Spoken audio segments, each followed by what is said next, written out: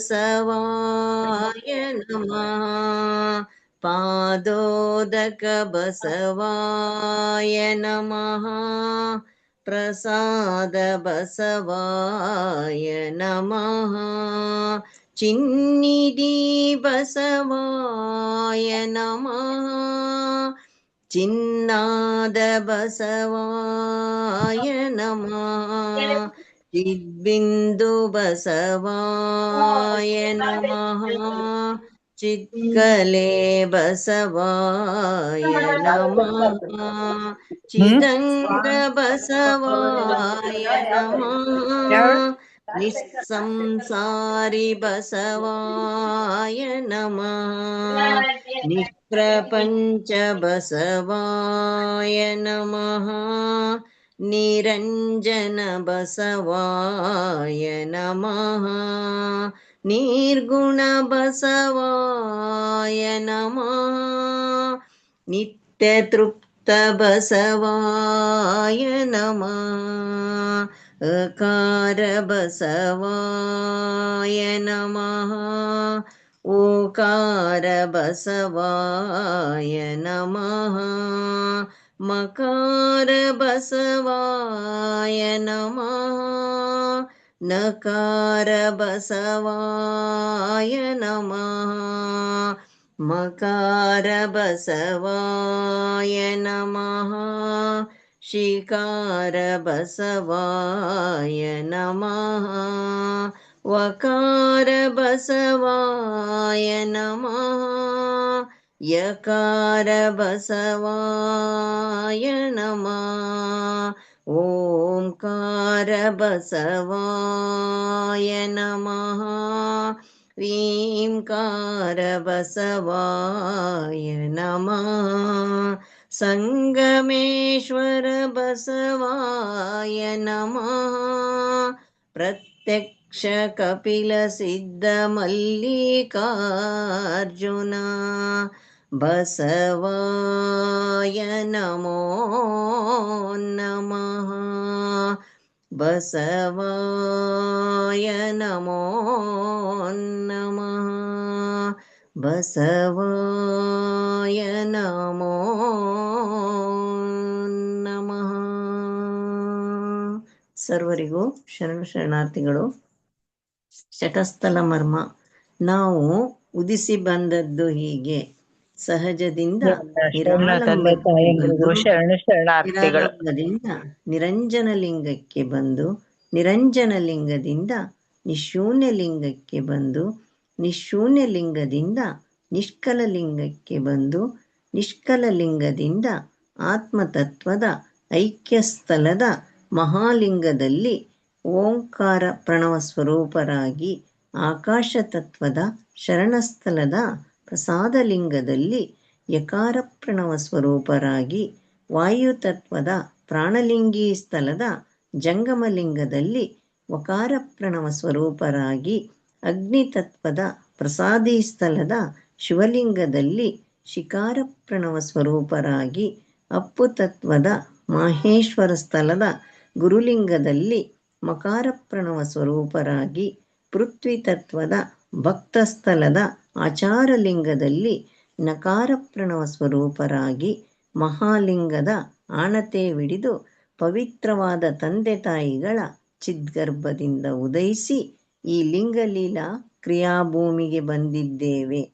ಆದ್ದರಿಂದ ನಮ್ಮ ಮೂಲ ಸ್ವರೂಪದ ಹೆಸರು ನಮಃ ಶಿವಾಯ.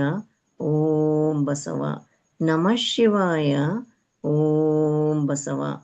ನಮಃ ಶಿವಾಯ. ಓಂ ಬಸವ. ಸರ್ವರಿಗೂ ಶರಣಾರ್ಥಿಗಳು. ಓಂ ಶ್ರೀ ಗುರು ಬಸವಲಿಂಗಾಯ ನಮಃ. ಸ್ವಾನುಭವ ನೆಲೆಯ ಇಂದಿನ ಸದ್ಭಾವಗೋಷ್ಠಿಗೆ ನೆನಹಿನ ಮೂಲಕ ಚಾಲನೆ ಇರತಕ್ಕಂತ ಗೌರವ ನಿಲುಗಲವರ ಭಕ್ತಿಯ ಶರಣಾರ್ಥಿಗಳು ಹಾಗೂ ಇಂದಿನ ಸ್ವಾನುಭವ ನೆಲೆಯ ಸದ್ಭಾವಗೋಷ್ಠಿಯಲ್ಲಿ ಭಾಗವಹಿಸಿರ್ತಕ್ಕಂಥ ಸರ್ವ ಶರಣ ಬಂಧುಗಳ ಶ್ರೀಪಾದಕ್ಕೆ ಭಕ್ತಿಯ ಶರಣಾರ್ಥಿಗಳನ್ನು ಅರ್ಪಿಸ್ತಾ, ಇಂದು ಶರಣರ ಶಿವಯೋಗ ಕುರಿತಾಗಿ ಶತೇಕ ನೆಲೆಮನೆ ವಿಚಾರವಾಗಿ 86ನೇ ಭಾಗವನ್ನ ಡಾಕ್ಟರ್ ನುಲಿಯಪ್ಪ ಅವರು ಇವತ್ತು ನಮಗೆ ಅನುಭವ ಮಾಡಲಿದ್ದಾರೆ. ದಯವಿಟ್ಟು ತಾವುಗಳು ಸ್ವಯಂಪ್ರೇರಿತರೆ ಯಾರು ಮಧ್ಯದಲ್ಲಿ ಮೈಕ್ ಆನ್ ಮಾಡ್ಕೊಂತೆ ಪ್ರಶ್ನೋತ್ತರ ಸಂದರ್ಭದಲ್ಲಿ ಮಾತ್ರ ತಾವು ಮೈಕ್ ಆನ್ ಮಾಡ್ಕೊಬೇಕು, ತಮ್ಮಲ್ಲಿ ದಿನ ಮಾಡ್ಕೊಂತ ಅಪ್ಪು ಅವ್ರಿಗೆ ಇವಾಗ ಕಾರ್ಯಕ್ರಮ ಒಂದು ಅನುಭವ ಮಾಡೋದಕ್ಕೆ ಇಡೆ ಮಾಡೋಣ. ಅಪರ ಶರಣಾರ್ಥಿ ಪ್ರಾರಂಭಿಸಿರ ಪಡ್ತಾವ. ಶರಣಾರ್ಥಿಯನ್ನ ಶರಣ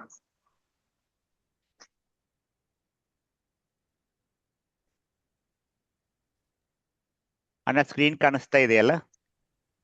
ಕಾಣಿಸ್ತಾ ಇದೆ. ಎಲ್ಲರಿಗೂ ಶರಣಾರ್ಥಿಗಳು. ಓಂ ಶ್ರೀ ಗುರು ಬಸವಲಿಂಗಾಯ ನಮಃ. ನಾವು ಶರಣರ ಶಿವಯೋಗ ಅಂತ ಒಂದು ಅಭ್ಯಸನದಲ್ಲಿ ಹಲವಾರು ದಿನಗಳಿಂದ ತೊಡಗಿದ್ದೇವೆ. ನಮ್ಮ ಅಭ್ಯಸನಕ್ಕೆ ಅನುಕೂಲವಾಗಲು ವಿಕಸನ ಕ್ರಮ 1ರಿಂದ 9 ಮಾಡಿಕೊಂಡು, ವಿಕಸನ ಕ್ರಮ 1ರಲ್ಲಿ ಸಹಜದಿಂದ ಶೂನ್ಯದ ವಿಕಾಸ ಹೇಗೆ ಆಯಿತು, ವಿಕಸನ ಕ್ರಮ 2ರಲ್ಲಿ ಓಂ ಅಕ್ಷರದ ಒಳಗಡೆ ಏನಿದೆ, ಹಾಗೇನೆ ವಿಕಸನ ಕ್ರಮ 3ರಲ್ಲಿ ಪಂಚವಿಂಶತಿ ತತ್ವಗಳು ಯಾವುವು ಅಂತ ನೋಡಿಕೊಂಡು, ವಿಕಸನ ಕ್ರಮ 4ರಲ್ಲಿ ವಿವಿಧ ಶಕ್ತಿಗಳ ವಿವರಣೆಯನ್ನ ಪಡೆದುಕೊಂಡ್ವಿ. ವಿಕಸನ ಕ್ರಮ 5ರಲ್ಲಿ ಚಕ್ರಗಳು, ಅಲ್ಲಿರುವ ಲಿಂಗಗಳ ಮಹತ್ವವನ್ನ ನೋಡಿ, ವಿಕಸನ ಕ್ರಮ 6ರಲ್ಲಿ ದೀಕ್ಷೆಗಳು ಯಾವುವು, ಆ 3 ದೀಕ್ಷೆಗಳು, ಅಲ್ಲಿರುವ ಉಪದೀಕ್ಷೆಗಳು 21 ಉಪದೀಕ್ಷೆಗಳನ್ನ ನೋಡಿಕೊಂಡು, ಇಷ್ಟಲಿಂಗದ ಒಳಗಡೆ ಏನಿದೆ ಅದನ್ನ ನೋಡಿಕೊಂಡು, ವಿಕಸನ ಕ್ರಮ 7ರಲ್ಲಿ ಮೈಲಾರ ಬಸವಲಿಂಗ ಶರಣರ ನವಚಕ್ರಲಿಂಗಗಳ ಪ್ರಾರ್ಥನೆಯನ್ನ ಮಾಡಿ, ವಿಕಸನ ಕ್ರಮ 8ರಲ್ಲಿ ಪ್ರವೃತ್ತಿ ಮಾರ್ಗ ಯಾವುದು ಮತ್ತು ನಿವೃತ್ತಿ ಮಾರ್ಗ ಯಾವುದು ಈ ಶಿವಯೋಗದ ಪಥದಲ್ಲಿ ಅನ್ನ ನೋಡ್ಕೊಂಡು, ಈಗ ಹಲವಾರು ತಿಂಗಳಿಂದ ನಾವು ಶತ ಏಕದ ನೆಲಮನೆ, ಆ ಶತಸ್ಥಲಗಳಲ್ಲಿರುವ 101 ಕೋಣೆಗಳು ಅವು ಏನಿವೆ ಅಂತ ನೋಡಿಕೊಂಡು, ಈಗ ನಾವು ಕೊನೆಯ ಸ್ಥಳ, ಒಂದು ಐಕ್ಯ ಸ್ಥಳವಾದ ಕೊನೆಯ ಸ್ಥಳಕ್ಕೆ ಬಂದಿದ್ದೀವಿ. ಅಲ್ಲಿರುವ ಒಂದು ಲಿಂಗ ಸ್ಥಳಗಳು: ಕೊಂಡದು ಪ್ರಸಾದಿ ಸ್ಥಳ, ನಿಂದುದೋಗರ ಸ್ಥಳ, ಚರಾಚರ ಲಯ ಸ್ಥಳ, ಭಾಂಡಸ್ಥಳ, ಭಾಜನ ಸ್ಥಳ, ಅಂಗಲೇಪನ ಸ್ಥಳ. ಇಲ್ಲಿಯವರೆಗೆ ಬಂದು ನಿಂತಿದ್ದೀವಿ. ಇನ್ನು ಕೇವಲ 3 ಸ್ಥಳಗಳು ಉಳಿದಿವೆ. ಆದರೆ ಇಲ್ಲಿ ಉನ್ನತ ಮಟ್ಟದ ಒಂದು ವಿಚಾರಗಳು ನಡೆಯಲ್ಪಡ್ತಾ ಇವೆ. ಸ್ವಲ್ಪ ಕಷ್ಟವಾಗುತ್ತೆ ಅರ್ಥ ಮಾಡಿಕೊಳ್ಳಕ್ಕೆ. ಆದರೆ ಐಕ್ಯ ಸ್ಥಳಕ್ಕೆ ಬಂದು ಇಲ್ಲಿಯವರೆಗೆ ಬಂದು ನಾವು ಇವುಗಳನ್ನು ಬಿಡೋಕೆ ಬರೋಲ್ಲ. ಇನ್ನು 3 ಸ್ಥಳಗಳು: ಒಂದು ಸ್ವಯಪರ ವರಿಯದ ಸ್ಥಳ, ಇನ್ನೊಂದು ಭಾವ ನಷ್ಟ ಸ್ಥಳ ಮತ್ತು ಜ್ಞಾನ ಶೂನ್ಯ ಸ್ಥಳ ಅಂತ 3 ಸ್ಥಳಗಳಿವೆ. ಆದರೆ ಇವು ಉತ್ಕೃಷ್ಟವಾದ ಸ್ಥಳಗಳು. ಎಲ್ಲಂದ್ರೆ ನಾವು ಈಗ ಸಂಪೂರ್ಣವಾಗಿ ಆ ಪರಮನಲ್ಲಿ ಐಕ್ಯವಾಗಿದ್ದ ಒಂದು ಪರಿಯನ್ನ ಅವು ಮನಗಾಣಿಸ್ತಾ ಇವೆ ಈ 3 ಸ್ಥಳಗಳು. ಸ್ವಯಪರ ವರಿಯದ ಸ್ಥಳ ಅಂದ್ರೆ ಏನು, ಭಾವ ನಷ್ಟ ಸ್ಥಳ ಅಂದರೇನು, ಮತ್ತು ಇದುವರೆಗೆ ಪಡೆದ ಈ ಶಿವಜ್ಞಾನ, ಅದು ಜ್ಞಾನ ಶೂನ್ಯವಾಗುವ ಸ್ಥಳ ಅಂದ್ರೆ ಅಷ್ಟೊಂದು ಪರಮನೊಂದಿಗೆ ಐಕ್ಯವಾಗುವ ಈ ಸ್ಥಳಗಳಿವೆ. ಹೀಗಾಗಿ ಇವತ್ತು ನಾವು 99ನೇ ಸ್ಥಳ ಸ್ವಯಪರಿವೇದ ಸ್ಥಳ. ಹಾಗೇನೆ ಐಕ್ಯ ಸ್ಥಳದಲ್ಲಿರುವ 24 ಸಕ್ಕಿಲಗಳನ್ನು ನಾವು ನೋಡ್ಕೊಳ್ಬೇಕು. ಅಲ್ಲಿರುವುದು ಜ್ಯೋತಿರ್ಯಾಕೃತಿ, ಅಲ್ಲಿರುವ ಪ್ರಣವ ಓಂಕಾರ ಪ್ರಣವ, ಹಾಗೇನೆ ಐಕ್ಯ ಸ್ಥಳ ಚಕ್ರ ಆಜ್ಞಾಚಕ್ರ, ವರ್ಣ ಮಾಣಿಕ್ಯ ವರ್ಣ, ಇಲ್ಲಿರುವ ಅಂಗ ಆತ್ಮ, ಜ್ಞಾನಾತ್ಮ ಅಲ್ಲಿರುವ ಆತ್ಮವಾಗಿದೆ, ತನು ಶುದ್ಧವಾಗಿದೆ, ಹಸ್ತ ಸದ್ಭಾವವಾಗಿದೆ, ಲಿಂಗ ನಿಮಗೆಲ್ಲ ಗೊತ್ತಿರೋ ಹಾಗೆ ಮಹಾಲಿಂಗವಾಗಿದೆ, ಮುಖ ಹೃದಯವಾದ್ರೆ ಇಲ್ಲಿರುವ ಶಕ್ತಿ ನಾವು ಮೇಲಿನ ಮೇಲೆ ಹೇಳ್ತಾ ಇರೋ ಹಾಗೆ ಚಿಚ್ಛಕ್ತಿಯಾಗಿದೆ, ಭಕ್ತಿ ಸಮರಸವಾಗಿದೆ. ಲಿಂಗಕ್ಕೆ ಸಮರ್ಪಿಸುವ ಪದಾರ್ಥ ತೃಪ್ತಿಯಾಗಿ ನಮಗೆ ಸಿಗೋ ಪ್ರಸಾದ ಸುತೃಪ್ತಿಯಾಗಿದೆ. ಪೂಜಾರಿ ಮಹೇಶ್ವರನಾಗಿದ್ದಾನೆ. ಕಲೆ ಶಾಂತ್ಯಾತೀತೋತ್ತರ ಕಲೆ, ಸಾಧಕ್ಯ ಮಹಾಸಾಧಕ್ಯ, ಲಕ್ಷಣ ಅಖಂಡ, ಸಂಜ್ಞೆ ಮಹಾಸಂಜ್ಞೆ, ದಿಕ್ಕು ಪಾತಾಳ, ವಕ್ತ್ರ ವೇದ, ಹಿಮಗಿರೀಶ್ವರ ಲಿಂಗ ಅಂತ ಇಲ್ಲಿದೆ, ಹಾಗೇನೆ ಗಾಯತ್ರಿ ವೇದ ಇಲ್ಲಿದೆ ಅಂತ ಈ 24 ಸಕ್ಕಿಲೆಗಳು ಚನ್ನಬಸವಣ್ಣನವರ ವಚನದ ಮೇಲೆ ನಿರ್ಧರಿಸಲ್ಪಡ್ತಾ ಇವೆ. ಹೀಗೆ ಮಹಾಲಿಂಗ ಸ್ಥಳ, ಐಕ್ಯ ಸ್ಥಳಗಳು, ಇಲ್ಲಿರುವ ಲಿಂಗ ಸ್ಥಳಗಳಲ್ಲಿ ಇವತ್ತು ನಾವು 86ನೆಯ ಒಂದು ಶಿವಯೋಗದ ವರ್ಗಕ್ಕೆ ಅಡಿ ಇಡ್ತಾ ಇದ್ದೀವಿ. ತಾವೆಲ್ಲ ಶುಚಿರ್ಭೂತರಾಗಿ ಹಣೆಯ ಮೇಲೆ ವಿಭೂತಿಯನ್ನ ಧಾರಣೆ ಮಾಡಿಕೊಂಡು ಎದೆಯ ಮೇಲೆ ಲಿಂಗವನ್ನ ಇಟ್ಟುಕೊಂಡು ಒಂದು ಕುಳಿತ ಸ್ಥಿತಿಯಲ್ಲಿ ಈ ಶಿವಯೋಗದ ವರ್ಗವನ್ನ ಕೇಳಬೇಕು ಅಂತ ಒಂದು ನಮ್ರ ವಿನಂತಿಯನ್ನು ಮಾಡಿಕೊಳ್ಳುತ್ತಾ, ಇವತ್ತು ನಾವು ಸ್ವಯ ಪರ ಅರಿಯದ ಸ್ಥಳ ಅಥವಾ ಸ್ವಯಪರ ವರಿಯದ ಸ್ಥಳ. ಇಲ್ಲಿ ಏನಾಗ್ತಾ ಇದೆ, ಐಕ್ಯ ಸ್ಥಳದ ಕೊನೆಯ ಈ 3 ಸ್ಥಳಗಳನ್ನು ಅವಲೋಕಿಸಿದಾಗ, ಅಭ್ಯಸನ ಮಾಡಿದಾಗ ಇಲ್ಲಿ ಏನಾಗ್ತಾ ಇದೆ, ಇಲ್ಲಿ ನಾನು ಮತ್ತು ನೀನು ಅಂದ್ರೆ ಅಂಗ ಮತ್ತು ಲಿಂಗ ಅನ್ನೋದೆಲ್ಲ ಆ ಭಾವನೆಯೇ ಹೋಗ್ಬಿಡ್ತಾ ಇದೆ. ಇದೊಂದು ಭಾವವಿರಹಿತ ಸ್ಥಳ. ಈಗ ನಾನು ಬೇರೆ ಅಲ್ಲ, ಅವನು ಬೇರೆ ಅಲ್ಲ, ಅವನು ನಾನು ಅನ್ನೋದು ಆಲೋಚನೆ ಕೂಡ ಇಲ್ಲಿ ಮಾಡೋಕೆ ಅವಕಾಶವಿಲ್ಲ. ತನ್ನನ್ನು ಅರಿಯನು, ಅನ್ಯವನ್ನು ಅರಿಯನು, ಅಷ್ಟೊಂದು ಸಮರಸವಾಗಿ ಬಿಡ್ತಾ ಇದ್ದೀನಿ ಆ ಪರಮನಲ್ಲಿ. ಅಖಂಡ ಪರಶಿವನಲ್ಲಿ ಬೆರೆತು ಒಂದಾದ ಆ ಐಕ್ಯ ಸ್ಥಳಿಯು ನಾನು ನೀನು ಎಂಬ ಭಾವರಹಿತನು. ತನ್ನ ನಲ್ಲೆಯೊಡನೆ ಸರಸ ಸಲ್ಲಾಪದಲ್ಲಿರುವ ಪುರುಷನು ಬಾಹ್ಯ ಅಭ್ಯಂತರಗಳನ್ನು ಅರಿಯನು ಅಂತ ಉರುಲಿಂಗ ಪೆದ್ದಿಗಳು ತಮ್ಮ ವಚನಗಳ ಮೂಲಕ ಈ ಸ್ಥಳವನ್ನ ನಮಗೆ ಹೇಳ್ತಾ ಇದ್ದಾರೆ. ಅಂದ್ರೆ ಅದರಂತೆ ಜೀವನ್ಮುಕ್ತನಾದ ಪರಮನೊಂದಿಗೆ ತಾಧ್ಯಾತ್ಮಗೊಂಡ ಐಕ್ಯನು ಬಾಹ್ಯದ ಎಲ್ಲಾ ಚಟುವಟಿಕೆಗಳನ್ನ, ಬಾಹ್ಯಾಂತರಗಳನ್ನ ಅದೆಷ್ಟೂ ಈಗ ಅರಿಯಲ್ಲ, ಗೊಡವೆಗೇನೆ ಹೋಗೋಲ್ಲ. He is not interested in any of the affair. ಅದನ್ನ ಬಹಳ ಚೆನ್ನಾಗಿ ನಮ್ಮ ಉರುಲಿಂಗ ದೇವರು ಹೇಳ್ತಾರೆ. ಏನಂದ್ರೆ ಓದಿ ನೋಡೋಣ. ಇದ ನಲ್ಲನ ಕೂಡುವ ಭರದಲ್ಲಿ ಯಾರಾದ್ರೂ ಓದಿ. ಓಂ ಶ್ರೀ ಗುರು ಬಸವಲಿಂಗಾಯ ನಮಃ. ಎಲ್ಲರಿಗೂ ಶರಣಾರ್ಥಿಗಳು. ಉರುಲಿಂಗ ದೇವರ ವಚನ, ನಲ್ಲನ ರೂಪೆನ್ನ ನೇತ್ರವ ತುಂಬಿತ್ತು. ಅಲ್ಲ, ಈ ಕಡೆ ಇದೆ ನೋಡಿ ಅಕ್ಕ ಅನ್ಪೂರ್ಣಕ್ಕ, ನಲ್ಲನ ಕೂಡುವ ಭರದಲ್ಲಿ. ಹೌದ್ರಪ್ಪ, ಉರುಲಿಂಗ ದೇವರ ವಚನ, ನಲ್ಲನ ಕೂಡುವ ಭರದಲ್ಲಿ ಎನ್ನವನಿದಿರುವನೇನೆಂದರಿಯೇನು ನಲ್ಲನ ಕೂಡುವಾಗಲೂ ಎನ್ನುವ ನಲ್ಲನೇನೆಂದರಿಯನು ಉರಿಲಿಂಗ ದೇವನ ಕೂಡಿದ ಬಳಿಕ ನಾನು ತಾನು ಏನೆಂದರಿಯನು. ಸಮಗ್ರ ವಚನ ಸಂಪುಟ 6, ವಚನದ ಸಂಖ್ಯೆ 1248. ಎಲ್ಲರಿಗೂ ಭಕ್ತಿಯ ಶರಣಾರ್ಥಿಗಳು. ಅವಕಾಶಕ್ಕಾಗಿ ಧನ್ಯವಾದಗಳು. ಶರಣಾರ್ಥಿ ಅನ್ಪೂರ್ಣಕ್ಕ. ಶರಣಾರ್ಥಿ ಪರ. ಶರಣು. ನೋಡಿ, ಪ್ರಿಯಕರನ ಒಂದು ಕೂಡುವ ಅವಸರದಲ್ಲಿ ಅವಳ ಮುಂದೆ ಏನೇ ಇದ್ರೂ ಅವಳಿಗೆ ಅರಿವೇನೇ ಆಗೋದಿಲ್ಲ, ಎಲ್ಲವನ್ನೂ ಮರೆತು ಬಿಟ್ಟಿರ್ತಾಳೆ. ಪ್ರಿಯಕರನ ಕೂಡುವಾಗಲೂ ಎನ್ನುವ ಅವಳಿಗೆ ಆ ನಲ್ಲನೇನೆಂದು ಅರಿವೂ ಇರೋದು. ಹಾಗೆಯೇ ಶರಣಸತಿ ಲಿಂಗಪತಿಯ ಭಾವದಲ್ಲಿ ಲಿಂಗವ ಕೂಡಿದ ಶರಣನಿಗೆ ನಾನು ತಾನು ಅವನು ಇವನು ಯಾವ ಅರಿವು ಇರೋದಿಲ್ಲ. ಇದು ಐಕ್ಯ ಸ್ಥಳದ ಒಂದು ಪರಿಸ್ಥಿತಿ. ಹೀಗಾದಾಗ ಆ ಸ್ಥಳಕ್ಕೆ ಸ್ವಯಪರವರಿಯದ ಸ್ಥಳ ಅಂತ ಹೇಳ್ತಿದ್ದಾರೆ. ಅದನ್ನೇ ಮತ್ತೊಂದು ವಚನ ಬರ್ತಾ ಇದೆ ಉರುಲಿಂಗ ದೇವರದು, ಓದಿ ನೋಡೋಣ. ನಲ್ಲನ ಕೂಡಿದ ಸುಖದ. ಓಂ ಶ್ರೀ ಗುರು ಬಸವಲಿಂಗಾಯ ನಮಃ. ಎಲ್ಲರಿಗೂ ಶರಣಾರ್ಥಿಗಳು. ಸಮಗ್ರ ವಚನ ಉರುಲಿಂಗ ಪದ್ಯ ಶರಣರದು. ನಲ್ಲನ ಕೂಡಿದ ಸುಖದ ಸುಗ್ಗಿಯ ನಾನೇನೆಂಬೆ ಕೆಳದಿ, ಸುಖದ ಸೇವಿಸಿ ಹರಿಯಿತು, ಕೇಳಲು ನಾಚಿಕೆ ಕೇಳ ಕೆಳದಿ. ಸುಖರಸ ಮೊಡುಗಟ್ಟಿದಲ್ಲಿ ಉರುಲಿಂಗ ದೇವನು ಕೂಡಿದ ಸುಖ ಸಾಗರದಲ್ಲಿ ಕ್ರೀಡಿಸುತ್ತಿದ್ದೆ ಕೆಳದಿ. ಸಮಗ್ರ ವಚನ ಸಂಪುಟ 6, ವಚನದ ಸಂಖ್ಯೆ 1246. ಎಲ್ಲರಿಗೂ ಶರಣ. ಅಕ್ಕ, ತಾವು ಯಾರು ಇಲ್ಲಿ ಹೆಸರು ಬರ್ತಾ ಇಲ್ಲ, ಯಾರು ಓದಿದ್ದು? ನಾನಣ್ಣ ಅನ್ಶಮ್ಮರು. ನಿಮ್ದೇನೋ ಪೋಕೋ ಅಂತ ಬರ್ತಾ ಇದೆ, ಅದಕ್ಕೆ. ಹೌದ್ರ, ಇವ್ರು ಹಂಗ ಅಂತಾರ. ನನಗೆ ಅದೇ ಫೋನು ಅದೇ ನಂಬರ್ ಯಾಕಂತ ಗೊತ್ತಿಲ್ಲ. ಮಧ್ಯಾಹ್ನ ಅಣ್ಣ ಹಂಗ ಅಂತಾರ, ನಂಬರ್ ಹೆಸರು ಬರ್ತಾ ಜಾಯಿನ್ ಆಗುವಾಗ ನಿಮ್ ಹೆಸರು ಹಾಕಿ. ಅಣ್ಣ ಗೊತ್ತಾಗಲ್ಲ, ಅದು ಬರಲ್ಲ ನಂಗೆ. ಅದೇನು ಆಯ್ತು. ಇದು ನೋಡಿ, ಉರುಲಿಂಗ ಪೆದ್ದಿ ಬೇರೆ, ಉರುಲಿಂಗ ದೇವ ಬೇರೆ. ಇದು ಉರುಲಿಂಗ ದೇವರ ವಚನ ಆಗಿದೆ. ಏನಂದ್ರೆ ನಲ್ಲನ ಕೂಡಿದ ಸುಖದ ಸುಗ್ಗಿಯ ಆನಂದವನ್ನ ಶರಣರು ಹೇಳ್ತಾ ಇದ್ದಾರೆ ಇಲ್ಲಿ. ಆ ಸುಖದ ಸವಿಯು ಸ್ರವಿಸಿ ಹರಿದಿತ್ತು ಅಂತ ಇದ್ದಾರೆ. ಅದನ್ನ ಹೇಳಲು ನಾಚಿಕೆ, ಸಂಕೋಚ, ಕೇಳಲು ನಾಚಿಕೆ ಅಂತ ನಾಚಿಕೆ ಪಡ್ತಾ ಇದ್ದಾರೆ. ಆ ಸುಖರಸ ಮಡುಗೊಟ್ಟಿದಾಗ ಲಿಂಗನ ಕೂಡಿದ ಸುಖ ಸಾಗರದಲ್ಲಿ ಜಲಕ್ರೀಡೆಯಾಡುತ್ತಿದ್ದನಂತೂ ಹೇಳ್ತಾ ಸಂಭ್ರಮ ಪಡ್ತಾ ಇದ್ದಾರೆ ಉರುಲಿಂಗ ದೇವರು. ಹಾಗೇನೆ ಇನ್ನೊಂದು ಅವ್ರದೇ ವಚನ, ನಲ್ಲನ ರೂಪೆನ್ನ ನೇತ್ರವ ತುಂಬಿತ್ತು. ಓದಿ ನೋಡೋಣ. ಓಂ ಶ್ರೀ ಗುರು ಬಸವಲಿಂಗಾಯ ನಮಃ. ಶರಣಾರ್ಥಿ ಸರ್ವರಿಗೂ. ನಲ್ಲನ ರೂಪೆನ್ನ ನೇತ್ರವ ತುಂಬಿತ್ತು, ನಲ್ಲನ ನುಡಿಯನ್ನ ಶ್ರೋತ್ರವ ತುಂಬಿತ್ತು, ನಲ್ಲನ ಸುಗಂಧವೆನ್ನ ಘ್ರಾಣವ ತುಂಬಿತ್ತು, ನಲ್ಲನ ಚುಂಬನವೆನ್ನ ಜಿಹ್ವೆಯ ತುಂಬಿತ್ತು, ನಲ್ಲನ ಆಲಿಂಗವೆನ್ನ ಅಂತರಂಗ ಬಹಿರಂಗದಲ್ಲಿ ನಲ್ಲನ ಪ್ರೇಮವೆನ್ನ ಮನವ ತುಂಬಿತ್ತು, ಕೂಡಿ ಸುಖಿಯಾದೆ ಉರುಲಿಂಗ ದೇವನ.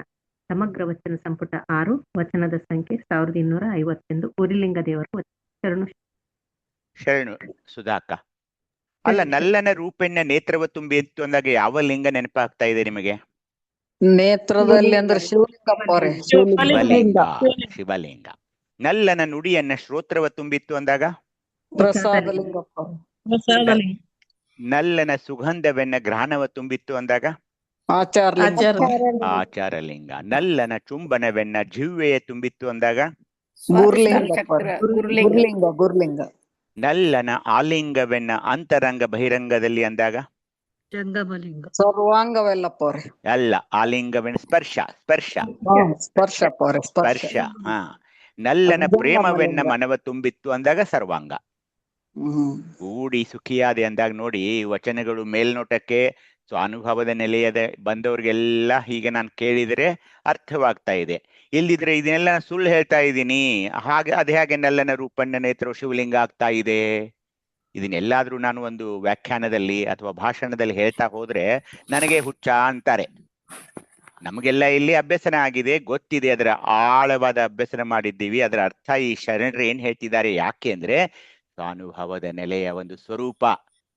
ಈ ಒಂದು ವಾಕ್ಯವನ್ನು ಓದಿದ ತಕ್ಷಣ ಉರ್ಲಿಂಗ ದೇವರಾಗ್ಲಿ ಅಥವಾ ಯಾರೇ ಶರಣರಾಗ್ಲಿ ಇದನ್ನ ಏನ್ ಹೇಳ್ತಿದ್ದಾರೆ ಅನ್ನೋದು ನಮ್ಗೆ ಕಂಡು ಬರ್ತಾ ಇದೆ. ನೇತ್ರದಲ್ಲಿರುವ ಆ ಶಿವಲಿಂಗ, ಶ್ರೋತ್ರದಲ್ಲಿರುವ ಲಿಂಗ, ಅಲ್ಲಿರುವ ಪ್ರಸಾದ ಲಿಂಗ, ಆಚಾರ ಲಿಂಗ, ಗುರುಲಿಂಗ, ಮಹಾಲಿಂಗ, ಎಲ್ಲ ಲಿಂಗಗಳನ್ನ ಹೇಗೆ ಒಂದು ವಾಕ್ಯದ ಮೂಲಕ ನಮ್ಮ ಶರಣರು ಹೇಳ್ತಾ ಹೋಗ್ತಾರೆ ಅಂದ್ರೆ, ಆ ಶರಣರು ಶಿವಯೋಗದಲ್ಲಿ ಯಾವ ಯಾವ ಲಿಂಗಗಳನ್ನ ಯಾವ ಯಾವ ಜ್ಞಾನೇಂದ್ರಿಯಗಳ ಮೂಲಕ ಅದನ್ನೇ ನಾವು ಪದಾರ್ಥವನ್ನಾಗಿ ಅರ್ಪಿಸಿದಾಗ ನಮಗೆ ಪ್ರಸಾದವಾಗಿ ಸಿಗೋದೆಲ್ಲ ಇಲ್ಲಿ ಸ್ವರೂಪ, ಆ ಸುಗಂಧ, ಈ ತರ ನಾವು ಭಾವಿಸಿ ಈ ವಚನಗಳನ್ನ ರಚಿಸಿದ್ದಾರಂದ್ಮೇಲೆ ಅವರು ಶಿವಯೋಗದಲ್ಲಿ ಯಾವಾಗಲೂ ನಿರತರಾಗಿರ್ತಿದ್ದರು ಅನ್ನೋದನ್ನ ಈ ವಚನಗಳು ಹೇಳ್ತಾ ಇವೆ. ಹೀಗಾಗಿ ಏನಂದ್ರೆ, ಸ್ವಲ್ಪ ಈಗ ಆಳವಾಗಿ ಹೋದ್ರೆ ನಾವು ಈ ಅವಯವಗಳ ವಸ್ತುಗಳಲ್ಲಿ ಸ್ವಗತ ಭೇದ ಅಂದ್ರೆ ಏನು, ಭೇದಗಳು ಅಂತ ಇರ್ತಾ ಇವೆ. ಉದಾಹರಣೆಗೆ ಕೈ ಬೇರೆ, ಕಾಲ್ ಬೇರೆ, ತಲೆ ಬೇರೆ, ಅವೆಲ್ಲ ಒಂದೇ ಅನ್ನೋಕ್ಕಾಗೋಲ್ಲ. ಆದ್ರೆ ಒಂದೇ ಎರಡು ವಸ್ತುಗಳಲ್ಲಿ ಸಜಾತಿ ಭೇದ. ಫಾರ್ ಎಕ್ಸಾಂಪಲ್, ಈ ಗುಲಾಬಿ ಹೂ ಅಂತ ಇಟ್ಕೊಂಡಿದೆ, ಅತ್ತಿಟ್ಕೊಳ್ಳಿ, ಅಲ್ಲಿ ಕೆಂಪು ಗುಲಾಬಿ ಇರ್ತಾ ಇದೆ, ಹಳದಿ ಗುಲಾಬಿ ಇರ್ತಾ ಇದೆ, ಬೇರೆ ಬೇರೆ ಕಲರ್ ಇರ್ತಾ ಇದೆ. ಆದ್ರೆ ನಾವೇನಂತೀವಿ, ಬೇರೆ ಬೇರೆ ಬಣ್ಣ ಇದ್ರೂ ಕೂಡ ಅದು ಗುಲಾಬಿ ಹೂವು ಅಂತಾನೆ ಕರಿತೀವಿ. ಅದೇ ಅನ್ಯ ಜಾತಿ ಎರಡು ವಸ್ತುಗಳಲ್ಲಿ ವಿಜಾತಿ ಭೇದ ಕಂಡು ಬರ್ತಾ ಇದೆ. ನಮಗೆ ಗುಲಾಬಿ ಹೂವಿನಲ್ಲಿ, ಸೇವಂತಿಗೆ ಹೂವಿನಲ್ಲಿ ಬೇರೆ ಬೇರೆ ಅಂತ ಗೊತ್ತಾಗ್ತಾ ಇದೆ, ಯಾಕೆಂದ್ರೆ ಅವರ ಸ್ವರೂಪ ಆಗಿದೆ. ಆದರೆ ಪರಮಾತ್ಮನಲ್ಲಿ ಹಾಗಿಲ್ಲ. ಆತ ನಿರವಯ, ಅವನಿಗೆ ಕಾಲು, ಕೈ, ತಲೆ ಈ ತರ ಇರಲ್ಲ. ಆದ್ದರಿಂದ ಅವನಲ್ಲಿ ಸ್ವಗತ ಭೇದವಿಲ್ಲ. ಅವನು ಕೆಂಪಿದಾನೆ, ಹಸಿರಿದಾನೆ, ಹಳದಿ ಗುಲಾಬಿ, ಕೆಂಪು ಗುಲಾಬಿ, ನೀಲಿ ಗುಲಾಬಿ ಅಂತ ಮಾತಾಡೋಕ್ಕಾಗಲ್ಲ. ಅದಲ್ಲದೆ ಪರಮನನ್ನು ಬಿಟ್ಟು ಇನ್ನೊಂದು ವಸ್ತುವಿಲ್ಲ. ಆದ್ದರಿಂದ ಅವನಲ್ಲಿ ಸಜಾತಿ ಭೇದವಿಲ್ಲ. ಹೀಗಾಗಿ ನಾವು ಒಬ್ಬನೇ ದೇವನನ್ನು ನಂಬ್ತೀವಿ ಹೊರತಾಗಿ ಮುಕ್ಕೋಟಿ ದೇವರು ಅದು ಇದು ಆ ಕಲ್ಪನೆಗೆ ನಾವು ಎಂದಿಗೂ ಹೋಗೋಲ್ಲ. ಆತ ಅದ್ವಯ, ವಿಶ್ವವೆಲ್ಲ ಅವನ ಸ್ವರೂಪ, ಅವನಿಂದಲೇ ನಿರ್ಮಿತವಾಗಿರೋದು. ಅವನಿಗೆ ಭಿನ್ನವಾದ ಅನ್ಯ ಜಾತಿಯ ವಸ್ತುವೇ ಇಲ್ಲ ಅಂತ ನಾವು ಭಾವಿಸಿದ್ದೇವೆ, ಅದು ಸತ್ಯ ಕೂಡ. ಆದ್ದರಿಂದ ಅವನಲ್ಲಿ ವಿಜಾತಿ ಇಲ್ಲ. ಅಂದ್ರೆ ಏನು ವಿಜಾತಿ ಭೇದ ಅಂದ್ರೇನು? ಇನ್ನೊಬ್ಬ ಪರಮ ಇದ್ದಾನೆ, ಇನ್ನೊಬ್ಬ ದೇವರಿದ್ದಾನೆ, ಮತ್ತೊಬ್ಳು ದೇವತೆ ಇದ್ದಾಳೆ, ಅಲ್ಲೊಂದು ಕೈಲಾಸ ಇದೆ, ಇಲ್ಲೊಂದು ವೈಕುಂಠ ಇದೆ, ಇಲ್ಲೊಂದು ಬ್ರಹ್ಮಲೋಕ, ಈ ತರದ ಬೇರೆ ಬೇರೆ ದೇವರು, ಬೇರೆ ಬೇರೆ ಲೋಕಗಳು, ಹೀಗೆ ನಮ್ಮಲ್ಲಿ ನಾವು ಚಿಂತನೆ ಮಾಡೋಲ್ಲ. ಆ ಚಿಂತನೆಗೆ ಇಲ್ಲಿ ಆಸ್ಪದವಿಲ್ಲ. ಯಾಕೆ? ಅವನು ಒಬ್ನೇ ನಮ್ಗೆ. ಭೇದ ಉಳ್ಳ ವಸ್ತುಗಳು ಪ್ರಮಾಣವೇದ ಅಂದ್ರೆ ಏನು? ಅಳಿಯೋಕ್ ಬರುತ್ತೆ, ನೋಡೋಕ್ ಬರುತ್ತೆ.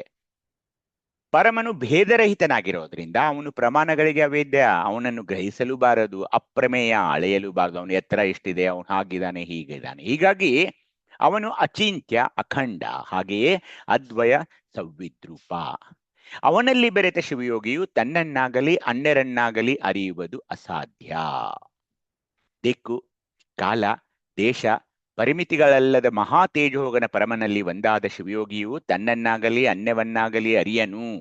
ಆದ್ದರಿಂದ ಏನಾಗಿದೆ ಅವನ ಪರಿಸ್ಥಿತಿ? ಪರಮನಲ್ಲಿ ಅವನು ಸಂಪೂರ್ಣವಾಗಿ ಐಕ್ಯವಾದ ನಂತರ ಏನಾಗ್ತಾ ಇದೆ ಅವನ ಪರಿಸ್ಥಿತಿ ಅಂದ್ರೆ, ಸ್ವಯ ಇಲ್ಲ, ಪರ ಇಲ್ಲ, ಸ್ವಂತ ಏನು ಗೊತ್ತಿಲ್ಲ, ಪರಮನ ಬಗ್ಗೆಯೂ ಏನೂ ಗೊತ್ತಿಲ್ಲದ ಸ್ಥಿತಿಯಲ್ಲಿ ಅವನಿದ್ದಾನೆ. ಯಾಕೆಂದ್ರೆ ಈಗ ಶಿವಯೋಗಿ ಆಗ್ಬಿಟ್ಟಿದ್ದಾನೆ, ಶಿವನಲ್ಲಿ ಆತ ಲೀನವಾಗಿ ಬಿಟ್ಟಿದ್ದಾನೆ.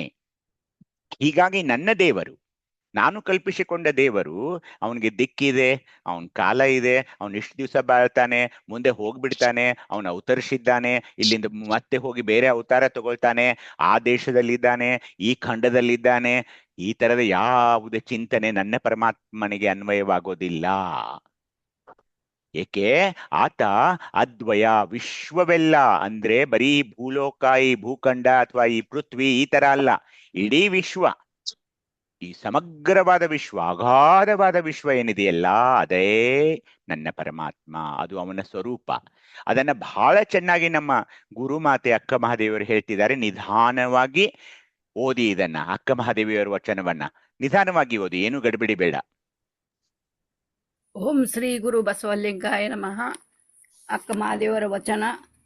ಅಂಗದೊಳಗೆ ಅಂಗವಾಗಿ ಅಂಗವ ಲಿಂಗೈಕ್ಯವ ಮಾಡಿದೆ, ಮನದೊಳಗೆ ಮನವಾಗಿ ಮನವ ಲಿಂಗೈಕ್ಯವ ಮಾಡಿದೆ, ಭಾವದೊಳಗೆ ಭಾವವಾಗಿ ಭಾವವ ಲಿಂಗೈಕ್ಯವ ಮಾಡಿದೆ, ಅರಿವಿನೊಳಗೆ ಅರಿವಾಗಿ ಅರಿವ ಲಿಂಗೈಕ್ಯವ ಮಾಡಿದೆ, ಜ್ಞಾನದೊಳಗೆ ಜ್ಞಾನವಾಗಿ ಜ್ಞಾನದ ಲಿಂಗೈಕ್ಯವ ಮಾಡಿದೆ, ಕ್ರಿಯೆಗಳೆಲ್ಲವ ನಿಲ್ಲಿಸಿ ಕ್ರಿಯಾತೀತವಾಗಿ ನಿಪತಿ ಲಿಂಗೈಕ್ಯವ ಮಾಡಿದೆ, ನಾನೆಂಬುದು ನಿಲ್ಲಿಸಿ ನೀನೆಂಬುದ ಕೆಡಿಸಿ ಉಭಯವ ಲಿಂಗೈಕ್ಯವ ಮಾಡಿದೆ, ಚನ್ನಮಲ್ಲಿಕಾರ್ಜುನಯ್ಯನೊಳಗೆ ನಾನಳಿದೆನಾಗಿ ಲಿಂಗವೆಂಬ ಘನವು ಎಣ್ಣಲ್ಲಿ ಅಳಿಯಿತ್ತು ಕಾಣ ಸಂಗನ ಬಸವಣ್ಣ.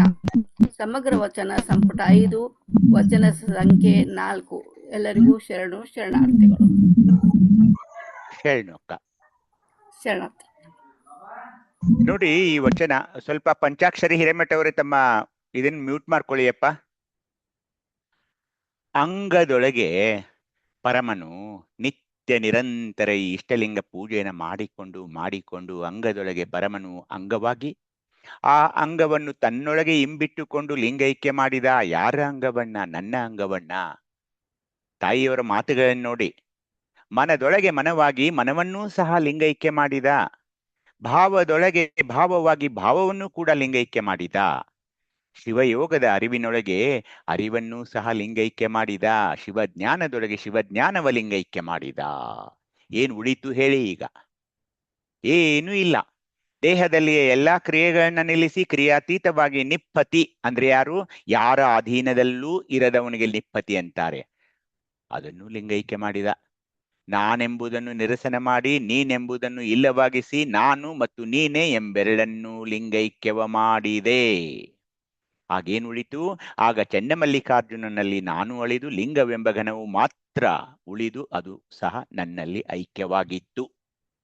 ನಾನು ಜೀವನೆಂಬ ಭಾವ ಬಿಟ್ಟು ನೀನು ಶಿವನೆಂಬ ಭಾವ ತರೆದು ಉಭಯ ಲಿಂಗೈಕ್ಯವಾದೆ. ಇದೇ ಜೀವ ಮತ್ತು ಶಿವ ಆಗೋ ಒಂದು ಪರಿ.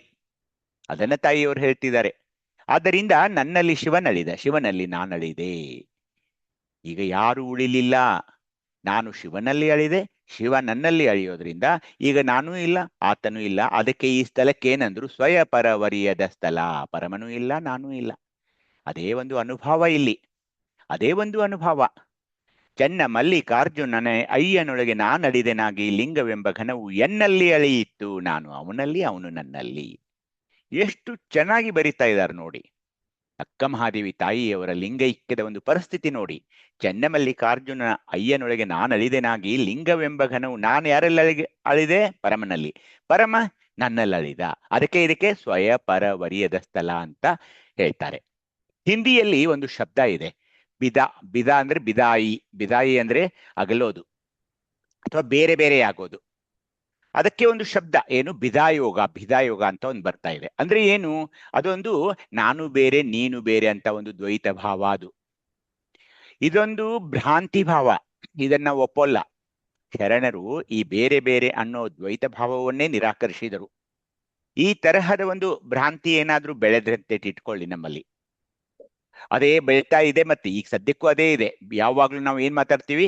ನಾನು ಬೇರೆ ನೀವು ಬೇರೆ, ನೀವು ಬೇರೆ ನಾನು ಬೇರೆ, ನಾನು ಆ ಊರಿನವನು ನೀವು ಈ ಊರಿನವನು, ಅಲ್ಲಿ ಇಲ್ಲಿ ಗಂಡು ಹೆಣ್ಣು ಕುಲ ಏನೇನೋ ಮಾತಾಡ್ತೀವಿ. ಏನಂದ್ರೆ ಭೇದ ಕಲ್ಪನೆಗಳಿರ್ತಾ ಇವೆ.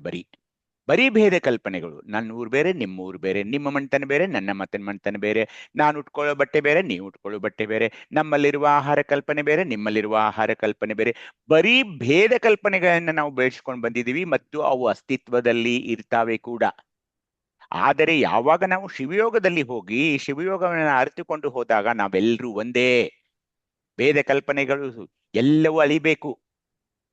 ಅದು ಹಾಗಾಗೋಲ್ಲ. ಈ ಮಾಯಾ ಒಂದು ಆವರಣದ ಇರೋದ್ರಿಂದ ಸಂಸಾರ ಸಾಗರದ ಆರ್ಭಟ ತೆರೆಗಳಲ್ಲಿ ಇವೆಲ್ಲ ಇರೋವೇನೆ. ಅವೇ ಕಾರಣವಾಗ್ತಾ ಇವೆ.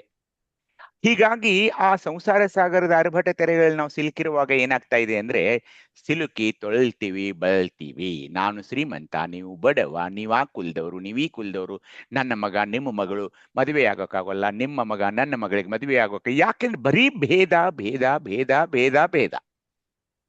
ಯಾವಾಗ್ಲೂ ನೋಡಿ, ನೀವು ಮಾತಾಡ್ತೀವಿ, ವೇದಾಂತದ ಬಗ್ಗೆ ಮಾತಾಡ್ತೀವಿ, ಪುರಾಣಗಳನ್ನ ಹೇಳ್ತೀವಿ, ಕಥೆಗಳನ್ನ ಹೇಳ್ತೀವಿ, ಆದರೆ ಪ್ರಾಕ್ಟಿಕಲಿ ಬಂದಾಗ ಆ ಭೇದಗಳನ್ನ ಪೋಷಣೆ ಮಾಡ್ಕೊಂಡು ಬರ್ತಾ ಇವೆ ನಾವು. ಯಾಕೆಂದ್ರೆ ಭೇದ ಕಲ್ಪನೆಗಳು ನಮ್ಮ ಅವಿಭಾಜ್ಯ ಅಂಗವಾಗಿವೆ. ಯಾವಾಗ್ಲೂ ನಾವು ಅದನ್ನ ಒಪ್ಪಿಕೊಳ್ಳಲ್ಲ.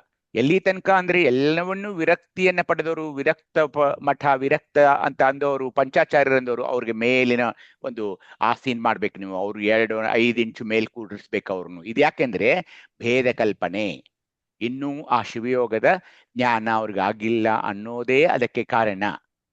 ಹೀಗಾಗಿ ಈ ಶಿವಯೋಗಕ್ಕೆ ಬಂದ ನಂತರ ಈ ತರಹದ ಭಯಂಕರವಾದ ಕ್ರೂರವಾದ ದ್ವೈತವು ಶಿವಜ್ಞಾನ ಸಾಗರದಲ್ಲಿಲ್ಲ. ಸ್ವಾನುಭವದ ನೆಲೆಯಲ್ಲಿ ಮಾತ್ರ ಇವತ್ತು 62 ಜನರೆಲ್ಲ ನಾವೆಲ್ಲ ಶಿವಯೋಗಿಗಳೇ, ನಾನು ಬೇರೆ ನೀವು ಬೇರೆ, ಆ ಊರು ಈ ಊರು ಅಂತ ಇಂಥ ವಿಚಿತ್ರವಾದ ಕಲ್ಪನೆಗಳಲ್ಲಿ ನಾವಿರಬಾರ್ದು. ಆ ಶಿವಜ್ಞಾನ ಜ್ಯೋತಿಯಲ್ಲಿಲ್ಲ. ಈಗ ಒಂದು ದೀಪ ಹಚ್ತೀರಾ ನೀವು, ದೀಪಕ್ಕೆ ಯಾವುದು ಜಾತಿ, ಜ್ಯೋತಿ ಯಾವ ಜಾತಿಯಮ್ಮ? ಆಗೋಲ್ಲ. ಹಾಗೇನೆ ಅಖಂಡನಾದ ಪರಮನಲ್ಲಿ ಈ ಭೇದ ಭಾವ ಎಲ್ಲಷ್ಟು ಕಾಣದು. ನನ್ನ ದೇವರು ಬೇರೆ, ನಿಮ್ಮ ದೇವರು ಬೇರೆ, ನನ್ನ ಲಿಂಗಯ್ಯ ಬೇರೆ, ನಿಮ್ಮ ಲಿಂಗಯ್ಯ ಬೇರೆ ಅಂತ ಏನಾದ್ರೂ ಇದೆಯಾ? ಇಲ್ಲ. ಅದು ಅಹಂಭಾವವಿರದ ಪರಮಾತ್ಮ ಸ್ವರೂಪವಾದ ನಿತ್ಯ ಸ್ಥಿತಿಯಾಗಿದೆ ಮತ್ತು ಅಷ್ಟೇ ಸತ್ಯವಾಗಿ ಇದೆ. ಶಿವಯೋಗಿಯು ಅದರ ಸ್ವರೂಪವೇ ತಾನಾಗಿದ್ದಾನೆ. ಹಾಗಿರೋದ್ರಿಂದಲೇ ಆತ ಮಹಾನಂದ ಸಾಗರಲೋಲನಾಗಿದ್ದಾನೆ. ಅಲ್ಲಿ ಶಿವಯೋಗಿಯು ಬೇರೆ ಕಲ್ಪನೆಗಳಂತೆ, 2 ಬೇರೆ ವಸ್ತುಗಳಂತೆ ಸಂಯೋಗಗೊಂಡೂ ಇಲ್ಲ, ವಿಯೋಗಗೊಂಡೂ ಇಲ್ಲ. ಸಂಯೋಗಗೊಳ್ಳಕ್ಕೆ ಯಾರ ಜೊತೆ ಸಂಯೋಗ ಆಗ್ಬೇಕಾಗಿದೆ, ವಿಯೋಗ ಆಗ್ಬೇಕಾದ್ರೆ ಯಾರನ್ನು ಬಿಡಬೇಕಾಗಿದೆ? ಇಲ್ಲ. ಅವನ ಸ್ಥಿತಿಯು ಈಗ ಏಕೈಕ್ಯವಾಗಿದ್ದರಿಂದ, ಐಕ್ಯ ಸ್ಥಳದಲ್ಲಿ ಹಾಗೂ ಸಂಪೂರ್ಣವಾಗಿದ್ದರಿಂದ ಈ ಸಂಯೋಗ ವಿಯೋಗಗಳಿಗೆ ಅಲ್ಲಿ ಆಸ್ಪದವೇ ಇಲ್ಲ. ಯಾರನ್ನು ಬಿಡಿಯೋದು, ಯಾರನ್ನು ಹಿಡಿಯೋದು? ಪರಮನಲ್ಲಿ ಒಮ್ಮೆ ಮಿಲನವಾದ ನಂತರ ಯಾರನ್ನು ಬಿಡೋಕ್ಕಾಗುತ್ತೆ? ಐಕ್ಯ ಸ್ಥಳ ಇದು. ಅಲ್ಲಿ ಈಗ ಎಲ್ಲವನ್ನೂ ಓದಿ ಆಯ್ತು, ಎಲ್ಲವನ್ನೂ ನಾವು ತಿಳಿದುಕೊಂಡಾಯ್ತು. ಹೀಗಾಗಿ ಜ್ಞಾನ, ಜ್ಞೇಯ, ಜ್ಞಾತೃಗಳೆಂಬ ತ್ರಿಪುಟಿಗಳಿಗೂ ಕೂಡ ಅಲ್ಲಿ ಯಾವುದೇ ಆಶ್ರಯವಿಲ್ಲ, ಸ್ಥಳ ಇಲ್ಲ. ಒಟ್ಟಿನಲ್ಲಿ ಶಿವಯೋಗಿಯು ಈಗೇನಾಗಿದ್ದಾನೆ, ತಾನೇ ತಾನಾಗಿ ಪರಮನಲ್ಲಿ ಬೆರೆತು ಸ್ವಯ ಪರವನರಿಯರದೆ ಸ್ವಲೀನನಾಗಿರುವನು. ಆದ್ದರಿಂದ ಆತನಿಗೇನಂತಾರೆ? ಸ್ವಯ ಪರಾಜ್ಞ ಸ್ಥಳಿ ಅಥವಾ ಸ್ವಯ ಪರವನರಿಯದ ಸ್ಥಳಿ ಅಂತ ಕರೀತಾ ಇದ್ದಾರೆ. ಅಂತ ಶಿವಯೋಗಿಯಲ್ಲಿ ಈಗ ಭಾವವಿಲ್ಲ ರೀ, ಭಾವಾಶ್ರಯ ಬಂಧನವಿಲ್ಲವಾಗಿ ಮುಕ್ತಿ ಮೋಚನವಿಲ್ಲ. ಹಾಗೆಂದ ಮಾತ್ರಕ್ಕೆ ಮೊದಲೇನು ಬಂಧಿತನಾಗಿದ್ದೇನು? ಇಲ್ಲ. ಮುನ್ನವೇ ಮುಕ್ತನು. ಒಂದು ಯಾವುದಾರು ಕಾರಣದಿಂದ ಬದ್ಧನಾದಡೇನು? ಇಲ್ಲ. ಗುರು ಕಾರುಣ್ಯದಿಂದ ಆತ ಈಗ ಸಂಪೂರ್ಣವಾಗಿ ಮುಕ್ತನಾಗಿದ್ದಾನೆ. ಬಂಧುಗಳೇ, ಶಿವಾನಂದನಾದ ಆ ಆತ್ಮನು ತಾನು ಶಿವನೆಂಬುದನ್ನು ಶಿವಾಜ್ಞೆಯಿಂದ ಮರೆತು, ಯಾಕೆ ಮಾಯಾವರಣ ದೇಹ ಸಂಬಂಧಿಯಾಗಿದ್ದಲ್ಲಿ ಶಿವನೇ ಆಗ ಗುರುಮೂರ್ತಿಯಾಗಿ ಕರುಣಿಸಿ ಏನ್ ಮಾಡ್ತಾನೆ? ಶಿವ ಗುರುವಾಗಿ ಬಂದು ಲಿಂಗಾಂಗ ಸಂಬಂಧ ಮಾಡಿದ ಬಳಿಕ ಮತ್ತೆ ಏನಾದ? ಈಗ ಆ ಮಾಯಾವರಣದ ಒಂದು ಕವಚವನ್ನ ಕಳಿಸಿ ಆತ ಶಿವಜ್ಞಾನದಿಂದ, ಶಿವಯೋಗದಿಂದ ಆತನು ಮುನ್ನಿನಂತೆ ಶಿವನಾಗ್ತಾ ಇದ್ದಾನೆ. ಅದು ಸತ್ಯ. ಈಗ ಒಮ್ಮೆ ಶಿವಯೋಗಿ ಆದ ನಂತರ ಮತ್ತೆ ಮರಳಿ ದೇಹಿಯಾಗಿ ಭವಕ್ಕೆ ಆತ ಬರಲ್ಲ. ಏಕೆಂದ್ರೆ ಐಕ್ಯ ಸ್ಥಳದಿಂದ ನಾವು ಮತ್ತೆ ಭಕ್ತ ಸ್ಥಳಕ್ಕೆ ಹೋಗೋಕ್ ಬರಲ್ಲ. ಸಾಧಕನೀಗ ಬಂಧ ಮುಕ್ತ, ಮಹಾದೇವನೇ ತಾನಾದರೂ ಕೂಡ ತಾನು ದೇವನೆಂಬ ಅಭಿಮಾನವೂ ಆತನಿಗಿಲ್ಲ. ಹೀಗಾಗಿ ನಾನು ಪದೇ ಹೇಳ್ತಿರ್ತೀನಿ, ನನಗೆ ಐಕ್ಯ ಸ್ಥಳಕ್ಕೆ ಹೋಗಿದ್ದೀನಿ, ನನಗೆಲ್ಲ ಶಿವಜ್ಞಾನ ಬರ್ತಾ ಇದೆ, ನನಗೆಲ್ಲ ಶಿವಯೋಗ ಸಿದ್ಧಿಸಿದೆ ಅಂತ ಯಾರು ಹೇಳೋಕ್ ಬರೋಲ್ಲ. ಅದು ಒಂದು ಅಭಿಮಾನದ ಸ್ವರೂಪ ತಾಳ್ತಾ ಇದೆ. ಸತ್ಯ ಏನು? ತಾನೇ ಈಗ ಶಿವಾನಂದ ಶರದಿಯಾಗಿದ್ದರಿಂದ ಈ ಬಾಹ್ಯ ಇಂದ್ರಿಯಗಳಿಂದ ಆಗುವ ದುಃಖಾದಿಗಳು ಆತನಲ್ಲಿಲ್ಲ. ಸಣ್ಣ ಪುಟ್ಟ ಒಂದು ಯಾವುದೇ ಈ ಲೌಕಿಕ ಕಷ್ಟ ಕಾರ್ಪಣ್ಯಗಳು ಅವನ ಮೇಲೆ ಯಾವ ಪರಿಣಾಮವನ್ನು ಬೀರಲ್ಲ. ತಾನೇ ಸವಿದ್ರೂಪನಾದ್ದರಿಂದ ಬುದ್ಧಿಗತ ಜ್ಞಾನ ಅಜ್ಞಾನಗಳು ಆತನಲ್ಲಿಲ್ಲ. ಅವನಿಗೆ ಉತ್ಕೃಷ್ಟವಾದ ಹಾಗೂ ಕನಿಷ್ಠವಾದ ತತ್ವವಿಲ್ಲವಾಗಿ ಆತನೀಗ ಅಖಂಡ ಸರ್ವವ್ಯಾಪಿಯಾಗಿದ್ದಾನೆ. ಯಾಕೆ? ಪರಮನಾಗಿದ್ದಾನೆ ಆತ. ಈಗ ಏಕೈಕ ಮಹಾಪ್ರಭು ಆತ ಆಗಿರೋದ್ರಿಂದ ಅವನಲ್ಲಿ ಮೇಲು ಕೀಳೆಂಬುದಿಲ್ಲ. ಈಗ ಅದಕ್ಕೆ ಜಾತಿ ಕುಲ ಇತರ ಬಗ್ಗೆ ಎಲ್ಲ ಮಾತಾಡೋಲ್ಲ ಈತಾಗ. ಆತನಿಗೆ ಹಿಂದೆ ಮುಂದೆಂಬುದಿಲ್ಲ. ಯಾಕೆಂದ್ರೆ ಅವನು ಸುಷುಮ್ನ ನಾಡಿಯಲ್ಲಿ ಜೀವಿಸ್ತಾ ಇದ್ದಾನೆ. ಇಡಾ ಪಿಂಗಳದಲ್ಲ, ಸುಷುಮ್ನ ನಾಡಿಯಲ್ಲಿ. ಭವಿಷ್ಯತ್ ಬಗ್ಗೆ ಚಿಂತೆ ಮಾಡೋಲ್ಲ. ಹಿಂದಿನ ಕಾಲದ ಪ್ರಾಚೀನ ಏನೇನಾಯ್ತು ಅದನ್ನು ಮಾತಾಡೋಲ್ಲ. ಅದನ್ನು ಮೊನ್ನೆ ವಚನದಲ್ಲಿ ತಾವು ನೋಡಿರಬಹುದು. ಅಂಜದಿರು ಅಳಕದಿರು ಅದರಲ್ಲಿ ಇದೇ ಬಂತು, ಹಿಂದೆ ಮುಂದೆಂಬುದಿಲ್ಲ. ಆದಿ ಅಂತ್ಯ ಸ್ಥಿತ್ಯಂತಗಳಿಲ್ಲ, ದೂರ ಸಾಮೀಪ್ಯ ಇಲ್ಲ. ಅವನು ಸರ್ವಮಯ, ಜ್ಞಾನಾನಂದ ಘನ, ಸತ್ಯ ಸ್ವರೂಪ, ಶಾಶ್ವತ ಶಿವ ಜ್ಞಾನಾಕಾಶಮಯ. ಐಕ್ಯಸ್ಥಳ ರೀ ಇದು, ಐಕ್ಯಸ್ಥಳ. ಹಾಗೆ ಐಕ್ಯಸ್ಥಳ ಅಂದ್ರೆ ಆಗೋಲ್ಲ. ಅದರ ಸ್ವರೂಪವನ್ನು ನೋಡ್ಬೇಕು, ಅಲ್ಲಿ ಏನಿದೆ ಅನ್ನೋದು ನೋಡ್ಬೇಕು. ನಿರ್ಮಲನಾದ ಪರಮನಲ್ಲಿ ಏಕಭಾವವನ್ನು ಹೊಂದಿ ಪರವಸ್ತು ಸ್ವರೂಪವೆನಿಸುತ್ತಾ ಇದ್ದಾನೆ ಈ ಶಿವಯೋಗಿಯು. ಈಗ ಏನಾಗಿದ್ದಾನೆ ಆ ಶಿವಯೋಗಿ? ಪರಿಪೂರ್ಣ ಅವಿನಾಶಿಯಾಗಿದ್ದಾನೆ. ಆದ್ದರಿಂದ ತಾನು ಅನ್ಯನೆಂಬ ಭಿನ್ನತೆ ಅವನಲ್ಲಿ ಈಗ ತೋರಲ್ಲ. ಈಗ ಆತ ಪರಮನಾಗಿ ಬಿಟ್ಟಿದ್ದಾನೆ. ಇಲ್ಲಿ ಐಕ್ಯಸ್ಥಳ ಇದು, ಅಲ್ಲಿ ಭಿನ್ನತೆಗೆ ಅವಕಾಶವೇ ಇಲ್ಲ. ಆ ಅನ್ಯಭಾವವೇ ನಷ್ಟವಾಗಿ ಅವನು ಈಗ ಸ್ವಯಪರವನರಿಯದ ಸ್ಥಳಿ ಅಂತ ಕರೆಸ್ಕೊಳ್ತಾ ಇದ್ದಾನೆ. ಅದನ್ನು ಬಹಳ ಸೊಗಸಾಗಿ ನಮ್ಮ ತೋಂಟದ ಸಿದ್ಧಲಿಂಗ ಶಿವಯೋಗಿಗಳು ಹೇಳ್ತಾ ಇದ್ದಾರೆ. ಓದಿ ನೋಡೋಣ. ಮೈ ರೋಮಾಂಚನ ಆಗುತ್ತೆ ಈ ವಚನ ಓದಲು. ಓದಿ ನೋಡೋಣ. ಓಂ ಶ್ರೀ ಗುರು ಬಸವಲಿಂಗಾಯ ನಮಃ. ಬಸವಲಿಂಗಾಯ ನಮಃ. ಸರ್ವರಿಗೂ ಭಕ್ತಿಯ ಶರಣ ತೋಟದ ಶರಣಾರ್ಥಿಗಳು. ಸಿದ್ಧಲಿಂಗ ಓಂ ಬಸವ. ಸಕ್ಕರೆ ಓದ್ತೀನಿ ನಾನು. ಓದ್ರಿ ಓದ್ರಿ. ಒಳಗೆಂಬವನೊಬ್ಬ ಹೊರಗೆಂಬವನೊಬ್ಬ, ರೂಪ ಎಂಬವನೊಬ್ಬ ನಿರೂಪ ಎಂಬವನೊಬ್ಬ, ಕಾಮಿ ಎಂಬವನೊಬ್ಬ ನಿಕ್ಕಾಮಿ ಎಂಬವನೊಬ್ಬ, ಮಾಯಿ ಎಂಬವನೊಬ್ಬ ನಿರ್ಮಾಯಿ ಎಂಬವನೊಬ್ಬ, ಶುದ್ಧನೆಂಬವನೊಬ್ಬ ಅಶುದ್ಧನೆಂಬವನೊಬ್ಬ, ಮಲೀನನೆಂಬವನೊಬ್ಬ ನಿರ್ಮಲೀನನೆಂಬವನೊಬ್ಬ, ಒಳಗೆಂಬಾತನೂ ಅಲ್ಲ ಹೊರಗೆಂಬಾತನೂ ಅಲ್ಲ, ರೂಪೆಂಬಾತನೂ ಅಲ್ಲ ನಿರೂಪವೆಂಬಾತನೂ ಅಲ್ಲ, ಕಾಮಿ ಎಂಬಾತನೂ ಅಲ್ಲ ನಿಕ್ಕಾಮಿ ಎಂಬಾತನೂ ಅಲ್ಲ, ಮಾಯಿ ಎಂಬಾತನೂ ಅಲ್ಲ ನಿರ್ಮಾಯಿ ಎಂಬಾತನೂ ಅಲ್ಲ, ಶುದ್ಧನೆಂಬಾತನೂ ಅಲ್ಲ ಅಶುದ್ಧನೆಂಬಾತನೂ ಅಲ್ಲ, ಮಲೀನನೆಂಬಾತನೂ ಅಲ್ಲ ನಿರ್ಮಲೀನನೆಂಬಾತನೂ ಅಲ್ಲ, ನಾನು ನೀನೆಂಬುದೇನು ಏನೂ ಇಲ್ಲದ ಪರಾಪರವೇ ಶರಣನಯ್ಯ. ಮಹಾಲಿಂಗ ಗುರು ಶಿವಸಿದ್ದೇಶ್ವರ ಪ್ರಭುವೆ. ಸಮಗ್ರ ವಚನ ಸಂಪುಟ 11, ವಚನ ಸಂಖ್ಯೆ 451. ಶರಣಾರ್ಥಿಗಳು. ಶರಣಾರ್ಥಿ ಸರ್ವಮಂಗಳಾಕ. ನೋಡಿ, ದ್ವೈತ ಭಾವನೆಯಲ್ಲಿದ್ದಾಗ ನಾನು ಬೇರೆ ಆ ಪರಮ ಬೇರೆ ಅಂತ ಭಾವನೆಯಲ್ಲಿದ್ದಾಗ ಏನೇನಾಗುತ್ತೆ ನೋಡಿ. ದ್ವೈತ ಭಾವನೆಯಲ್ಲಿ ಒಳಗೆ ನಾನು, ಹೊರಗೆ ಪರಮನು, ನಾನು ರೂಪಧಾರಿಯು, ಆತ ನಿರೂಪಿಯು, ನಾನು ಕಾಮಿಯು, ಆತ ನಿಕ್ಕಾಮಿಯು, ನಾನು ಮಾಯೆಯು, ಆತ ನಿರ್ಮಾಯಿಯು, ಆತ ಶುದ್ಧನು, ನಾನು ಅಶುದ್ಧನು, ನಾನು ಮಲೀನನು, ಆತ ನಿರ್ಮಲೀನನು ಅಂತ ಭಾವನೆಗಳಿರ್ತಾ ಇವೆ. ಆದರೆ ಯಾವಾಗ ನೀವು ಈ ಸ್ವಯಪರವರಿಯದ ಸ್ಥಳದಲ್ಲಿ ಬಂದಾಗ ಒಳಗೊಬ್ಬ ಹೊರಗೊಬ್ಬ ಅಂತ ಇರೋಲ್ಲ, ರೂಪಧಾರಿ ನಿರೂಪ ಎಂಬತ್ತು ಇರೋಲ್ಲ, ಕಾಮಿ ನಿಕ್ಕಾಮಿ ಅಂತ ಇಲ್ಲ, ಮಾಯೆ ನಿರ್ಮಾಯಿ ಅಂತ ಇಲ್ಲ, ಶುದ್ಧ ಅಶುದ್ಧ ಎಂಬಾತನೂ ಇಲ್ಲ, ಮಲಿನ ನಿರ್ಮಲಿನನೆಂಬಾತನೂ ಇರೋದಿಲ್ಲ. ಅಲ್ಲಿ ನಾನು ನೀನು ಎಂಬುದು ಏನೂ ಇಲ್ಲದ ಅಭಿನ್ನವಾದ ಪರಾಪರವೇ ಶರಣನಲ್ಲಿದೆ. ಹೀಗಾಗಿ ಮೊದ್ಲೇನ್ ಮಾತಾಡ್ತಿದ್ವಿ ನಾವು?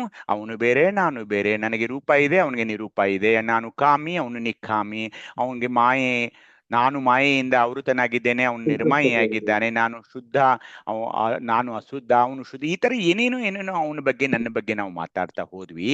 ಆದರೆ ಸ್ವಯಪರವರಿಯದ ಸ್ಥಳದಲ್ಲಿ ಬಂದಾಗ ಇದೇನಾಗುತ್ತೆ?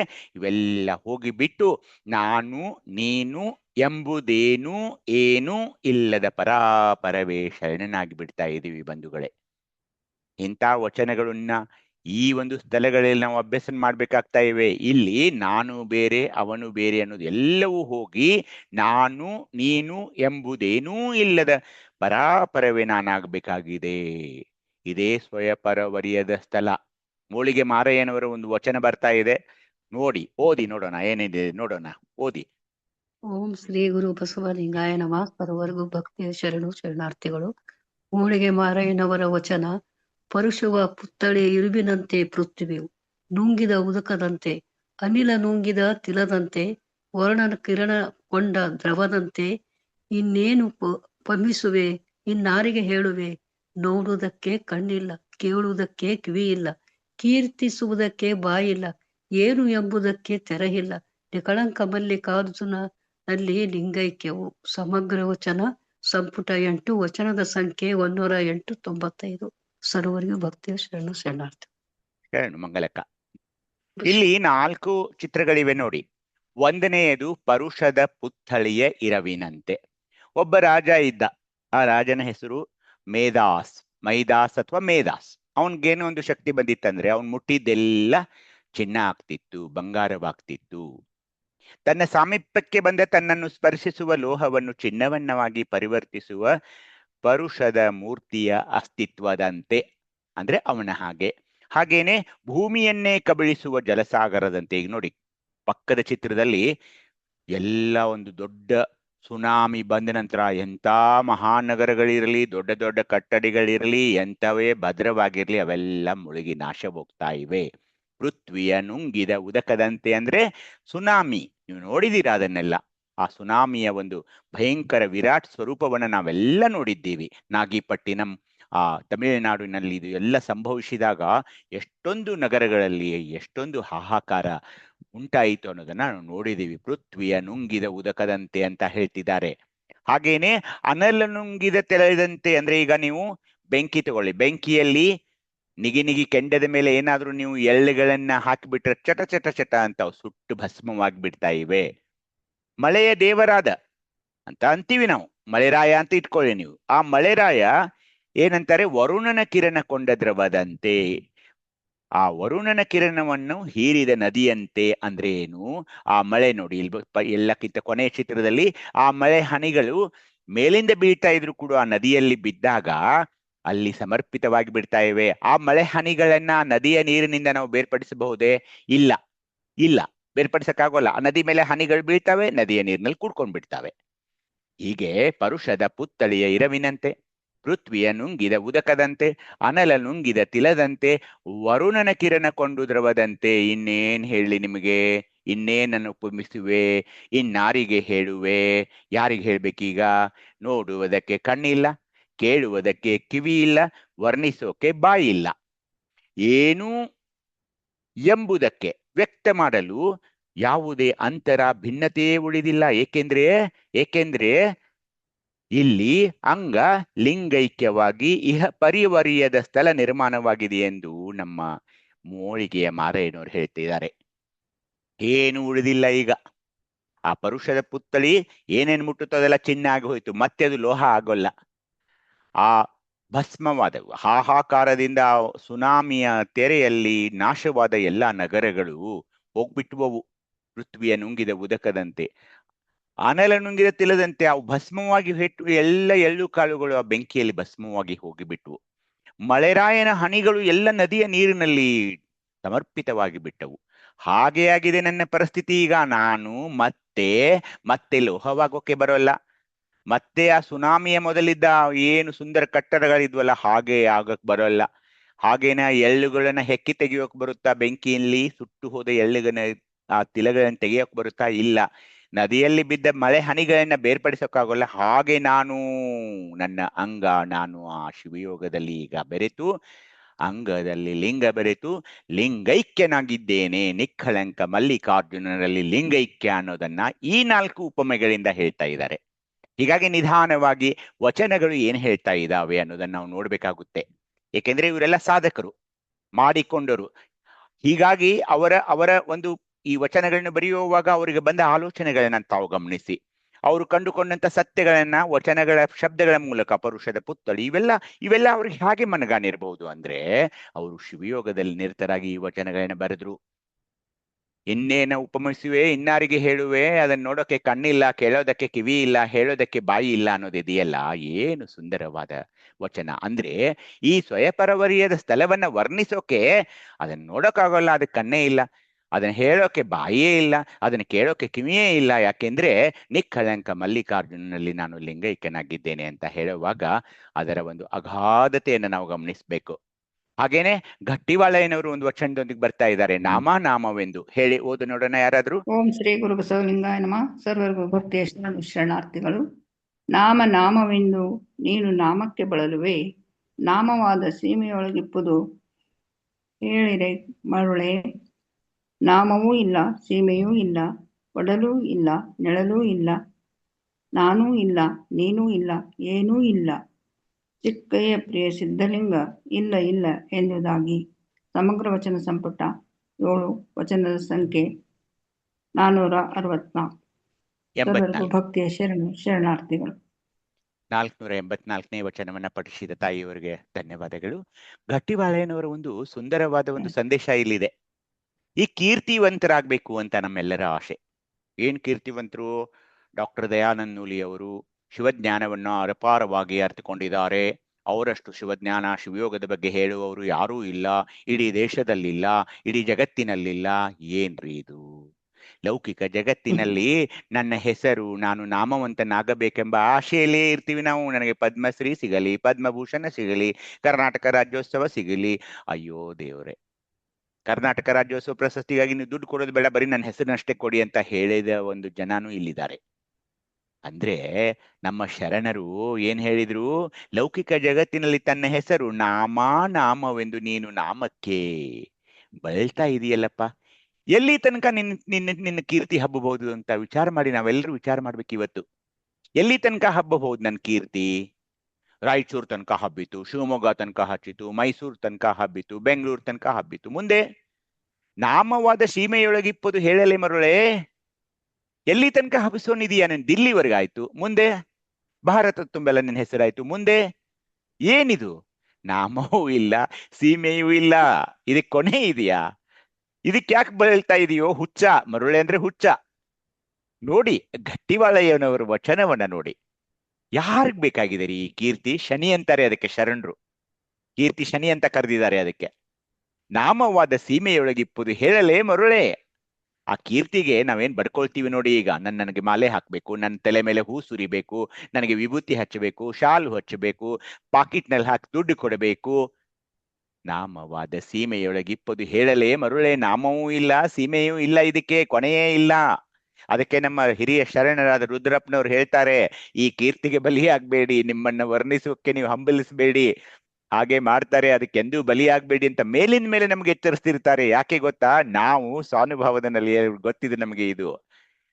ನಾಮವೆಂದು ನೀನು ನಾಮಕ್ಕೆ ಬಳಲುವೆ ಅಂತ ಗಟ್ಟಿವಾಳೆಯನವರು ಎಚ್ಚರಿಸ್ತಾ ಇದ್ದಾರೆ. ನಾಮವೂ ಇಲ್ಲ, ಸೀಮೆಯೂ ಇಲ್ಲ, ಏನಿಲ್ಲ, ಅದ್ರಲ್ಲಿ ಏನು ಅರ್ಥ ಇಲ್ಲ. ಮಾಡಬೇಡಿ, ಅದನ್ನ ಮಾಡಿಸಿಕೊಳ್ಳಬೇಡಿ. ಯಾಕೆ? ನಾವು ಶರಣತ್ವವನ್ನ ನಂಬಿದವರು.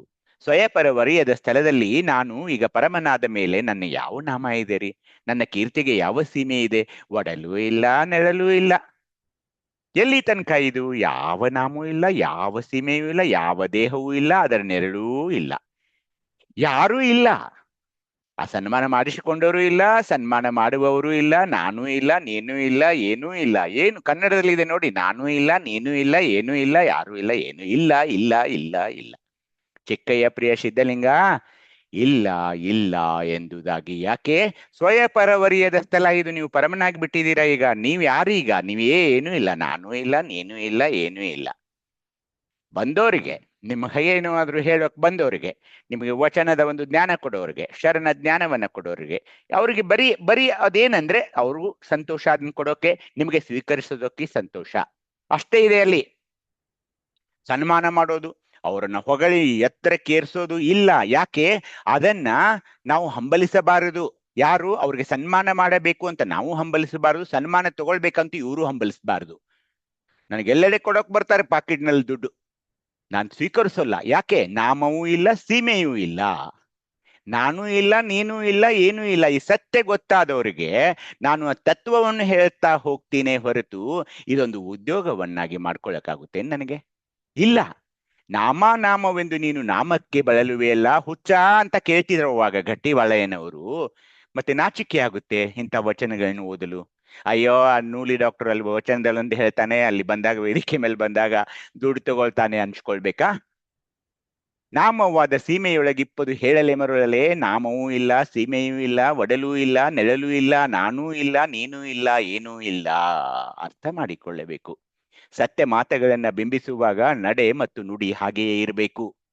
ಹೀಗಾಗಿ ನಾನು ಸನ್ಮಾನಕ್ಕೆ ಹಂಬಲಿಸಬಾರದು, ನೀವು ನನ್ನನ್ನು ಸನ್ಮಾನಿಸಬೇಕು. ಹಾಗೇನೆ ಬಿಡಬಾರದು ಇವರನ್ನ ಅಂತ ಆ ಒಂದು ಆಲೋಚನೆಯಲ್ಲೂ ಕೂಡ ಇರಬಾರದು ಅನ್ನೋ ವಚನ ಇದು. ಯಾಕೆ? ನಾವೀಗ ಎಲ್ಲಿಗೆ ಬಂದಿದ್ದೇವೆ ಅಂದ್ರೆ ಸ್ವಯಪರವರಿಯದ ಸ್ಥಳಕ್ಕೆ ಬಂದಿದ್ದೇವೆ. ಅಂದ್ರೆ ನಾನೂ ಇಲ್ಲ, ಆತನೂ ಇಲ್ಲ, ಸನ್ಮಾನಿಸೋರು ಇಲ್ಲ, ಸನ್ಮಾನ ತಗೊಳ್ಳೋರು ಇಲ್ಲ, ಏನೂ ಇಲ್ಲಿಲ್ಲ. ಎಲ್ರೂ ಒಂದು ನೆಲೆಯಲ್ಲಿ ಬಂದ ನಂತರ ಯಾರು ಏನೂ ಇಲ್ಲ. ಇಷ್ಟ ಅರ್ಥ ಮಾಡ್ಕೊಳ್ಬೇಕು. ಯಾಕೆ? ಚಿಕ್ಕಯ್ಯ ಪ್ರಿಯ ಸಿದ್ಧಲಿಂಗ ಇಲ್ಲ ಇಲ್ಲ ಇಲ್ಲ ಇಲ್ಲ ಎಂದುದಾಗಿ ಇಷ್ಟ್ಮೇಲೆ ಏನು ಮಾತಾಡೋಕ್ಕಾಗಲ್ಲ. ಮತ್ತೆ ಅದು ವರ್ಣನೆಗೆ ಹೋಗಬಾರ್ದು. ಅವ್ರು ಹಾಗೆ ಹೀಗೆ ಹೀಗೆ ಅಂದಾಗ ಏನಾಗುತ್ತೆ? ಅದಕ್ಕೆ ಅರ್ಥ, ಆ ಶಬ್ದಗಳಿಗೆ ಅರ್ಥವನ್ನೇ ಇರೋಲ್ಲ. ಅದೇ ಶಿವಯೋಗ. ಸ್ವಯಪರ ವರಿಯದ ಸ್ಥಳ ಅದೇ. ಅದನ್ನ ಹೇಮಗಲ್ಲ ಹಂಪಯ್ಯನವರು ಎಷ್ಟು ಚೆನ್ನಾಗಿ ಹೇಳ್ತಿದ್ದಾರೆ, ಓದಿ ನೋಡೋಣ. ಆಕಾರವಿಲ್ಲದಂದು ಓಂ ಶ್ರೀ ಗುರು ಬಸವಲಿಂಗಾಯ ನಮಃ. ಹೇಮಗಲ್ಲ ಹಂಪ. ಆಕಾರವಿಲ್ಲದಂದು ನಿರಾಕಾರದ ಮರೆಯಲ್ಲಿ ಇದ್ದೆಯಯ್ಯ. ನಿರಾಕಾರದ ಮರೆಯಿಲ್ಲದಂದು ಸ್ವಯಪರದ ಮರೆಯಲ್ಲಿದ್ದೆ ಅಯ್ಯ. ಸ್ವಯಪರದ ಮರೆ ಇಲ್ಲದಂದು ನೀನೇ ನೀನಾಗಿ ಜ್ಞಾನಪರನಾಗಿ ಇದ್ದೆ ಅಯ್ಯ. ಪರಮಗುರು ಪಡುವಿಡಿ ಸಿದ್ಧ ಮಲ್ಲಿನಾಥ ಪ್ರಭುವೇ. ಸಮಗ್ರ ವಚನ ಸಂಪುಟ 14, ವಚನದ ಸಂಖ್ಯೆ 1008. ಸರ್ವರಿಗೂ ಶರಣು ಶರಣಾರ್ಥಿಗಳು. ಹೇಳೋಕ. ಹೇಮಗಲ್ಲ ಹಂಪಯ್ಯನವರು ಶಿವನಿಗೆ ಹೇಳ್ತಾ ಇದ್ದಾರೆ, ಪರಮನಿಗೆ ಹೇಳ್ತಿದ್ದಾರೆ. ಏನಂದ್ರೆ, ನೋಡಪ್ಪ, ಆಕಾರವಿಲ್ಲದಂದು ನೀನು ನಿರಾಕಾರದ ಮರೆಯಲ್ಲಿ ಇದ್ದೆ. ಪರಮನು ತನಗೆ ಆಕಾರವಿಲ್ಲದಂತ ಹೇಳ್ಕೊಂಡು ನಿರಾಕಾರದಲ್ಲಿ ಇರ್ತಾನೆ. ಅದು ಗೊತ್ತು ಕೂಡ. ಅಗಮ್ಯ ಗೋಚರ ಅಪ್ರತಿಮ ಅಂದಾಗ ಆತ ನಿರಾಕಾರದ ಮರೆಯಲ್ಲಿ ಇರ್ತಾನೆ. ಅದು ಸತ್ಯ. ನಿರಾಕಾರದಲ್ಲಿಯೂ ಮರೆಯಲ್ಲಿ ಇರಲು ಅಸಾಧ್ಯವಾಗಿ ಸ್ವಯಪರದ ಮರೆಯಲ್ಲಿ ನೆಲೆಸಿದನು. ಅಂದ್ರೆ ಏನು? ನಿರಾಕಾರದ ಮರೆಯಲ್ಲೂ ಅವನಿಗಿರೋಕ್ಕಾಗ್ತಾ ಇಲ್ಲ. ಅವನು ಸ್ವಯಪರದ ಮರೆಯಲ್ಲಿದ್ದೆ ಅಂದ್ರೆ ನನ್ನಲ್ಲಿ ಬಂದ ನೆಲೆಸಿದನು ಆ ಪರಮ. ಮುಂದೇನಾಯ್ತು? ಸ್ವಯಪರದ ಮರೆಯಲ್ಲಿ ನಿಲ್ಲಲು ಅಸಾಧ್ಯವಾಗಿ ತಾನೇ ತಾನಾಗಿ ಶಿವಜ್ಞಾನ ಪರನಾಗಿ ಆ ಪರಮಾತ್ಮನು ನೆಲೆಸುತ್ತಾನೆ. ಅಂದ್ರೆ ಸ್ವಯಪರದ ಮರೆಯಲ್ಲಿ ಅಂದ್ರೆ ನನ್ನಲ್ಲಿ ಬಂದ, ಅಲ್ಲಿಯೂ ಇದಾಗ್ದಿ ನನ್ನನ್ನೂ ಆತ ಆವರಿಸಿಕೊಂಡು ಅಲ್ಲಿಬ್ರೂ ಒಂದಾಗಿ ನೀನೇ ನೀನಾಗಿ ಜ್ಞಾನಪರನಾಗಿದ್ದೆ ಅಂತ ಕೊನೆಯ ಸ್ಥಿತಿಗೆ ಬರೋದು. ಇದು ಹೇಗೆ ಇರ್ತಾನೆ ಆ ಪರಮ ಅನ್ನೋದನ್ನ ಮೊದಲು ಆಕಾರವಿಲ್ಲ ಅವನಿಗೆ, ಹೀಗಾಗಿ ನಿರಾಕಾರ ಆದ. ನಿರಾಕಾರ ಬೇಡ ಅಂತ ಹೇಳಿ ನನ್ನನ್ನು ಆವರಿಸಿದ, ನನ್ನೊಳಗೆ ಬಂದ. ಅಲ್ಲಿಯೂ ಅವನಿಗೆ ನಿಲ್ಲೋಕ ಆಗದೆ ನನ್ನನ್ನೂ ಆವರಿಸಿ ಕೇವಲ ಶಿವಜ್ಞಾನ ಪರ ಆದ ಅಂತ ಹೇಮಗಲ್ಲ ಹಂಪನವ್ರು ಹೇಳ್ತಾ ಇನ್ನೊಂದು ವಚನ ಅವರೇ ಹೇಳ್ತಿದ್ದಾರೆ. ಎನ್ನ ಪಿಂಡದೊಳು ಹೊಳೆಯುತ್ತಿಹ ಜ್ಞಾನ. ಓದಿ ನೋಡೋಣ ಯಾರಾದ್ರೂ. ಓಂ ಶ್ರೀ ಗುರು ಬಸವಲಿಂಗಾಯ ನಮಃ. ಎನ್ನ ಪಿಂಡದೊಳು ಹೊಳೆಯುತ್ತಿಹ ಜ್ಞಾನ ಸೋಮ ಸೂರ್ಯರ ಪ್ರಕಾಶವ ಮೀರಿತ್ತು, ಜಗವ ಮೀರಿತ್ತು, ಜಗದಗಲವ ಮೀರಿತ್ತು, ಸ್ವಯಪರವ ಮೀರಿತ್ತು. ಕಾರಣ ಎನ್ನ ಆತ್ಮ ಸ್ವಯ ಜ್ಯೋತಿಯಾಗಿದ್ದೆ ಅಯ್ಯ. ಪರಮಗುರು ಪಡುವಿಡಿ ಸಿದ್ಧ ಮಲ್ಲಿನಾಥ ಪ್ರಭುವೇ. ಸಮಗ್ರ ವಚನ ಸಂಪುಟ 14, ವಚನದ ಸಂಖ್ಯೆ 1011. ಶರಣು ಶರಣಾರ್ಥಿ. ಶರಣೋಕ ಬಿಂದುಕ. ಇಲ್ಲಿ ನೋಡಿ, ಆ ಪಶ್ಚಿಮ ಚಕ್ರದ ನಿರಂಜನ ಲಿಂಗದ ಬೆಳಗು, ಪಶ್ಚಿಮದ ಬೆಳಗು, ಚಿದ್ ಬೆಳಗು ಹೇಗಿರ್ತಾ ಇದೆ? ಎನ್ನ ಪಿಂಡದೊಳು ಹೊಳೆಯುತ್ತಿರುವ ಶಿವಜ್ಞಾನದ ಪ್ರಭೆಯು ಆ ಚಂದ್ರ ಸೂರ್ಯರ ಪ್ರಕಾಶವನ್ನು ಮೀರಿಸ್ತಾ ಇದೆ ಅಂತ ಹೇಮಗಲ್ಲ ಹಂಪಯ್ಯನವರು ಹೇಳ್ತಿದ್ದಾರೆ. ಆ ಪ್ರಕಾಶ ಹೇಗಿದೆ? ಆ ಬೆಳಗು ಹೇಗಿದೆ? ಆ ಬೆಳಕು ಜಗವ ಮೀರಿತ್ತು, ಜಗದಗಲವ ಮೀರಿತ್ತು. ಆ ಮಹಾಶಿವ ಬೆಳಕು ಸ್ವಯಪರವನ್ನೂ ಮೀರಿತ್ತು, ಅಂದ್ರೆ ನನ್ನನ್ನೂ ಮೀರಿತ್ತು, ಪರಮನನ್ನೂ ಮೀರಿತ್ತು ಅಂತ ಆ ಬೆಳಗಿನ ಬಗ್ಗೆ ಹೇಳ್ತಾ ಇದ್ದಾರೆ.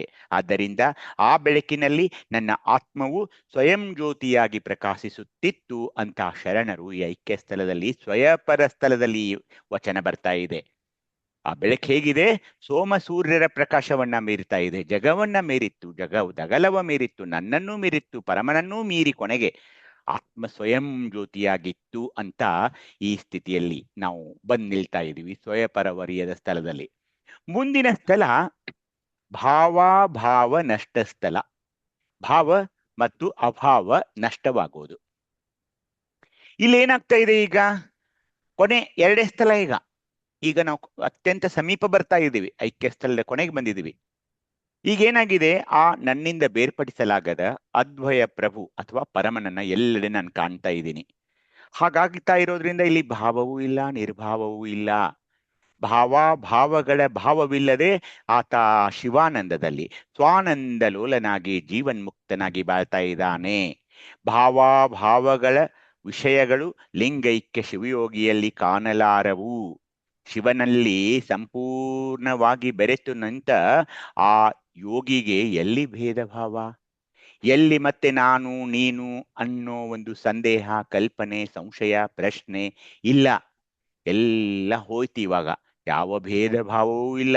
ಅದನ್ನ ಎಷ್ಟು ಈ ಒಂದು ಇದರಲ್ಲಿ ನಾವು ನೋಡ್ಬೇಕು. ಏನಂದ್ರೆ ನಾನು ನೀನೆಂಬ ಅಂದ್ರೆ ಅಹಂ ತ್ವಂ ಎಂಬ ಭಾವ ಏನಾಗ್ತಾ ಇದೆ, ಅದು ಎಲ್ಲ ಮೀರ್ತಾ ಇದೆ. ಯಾಕೆ ಅದು ಬಂದಿತ್ತು?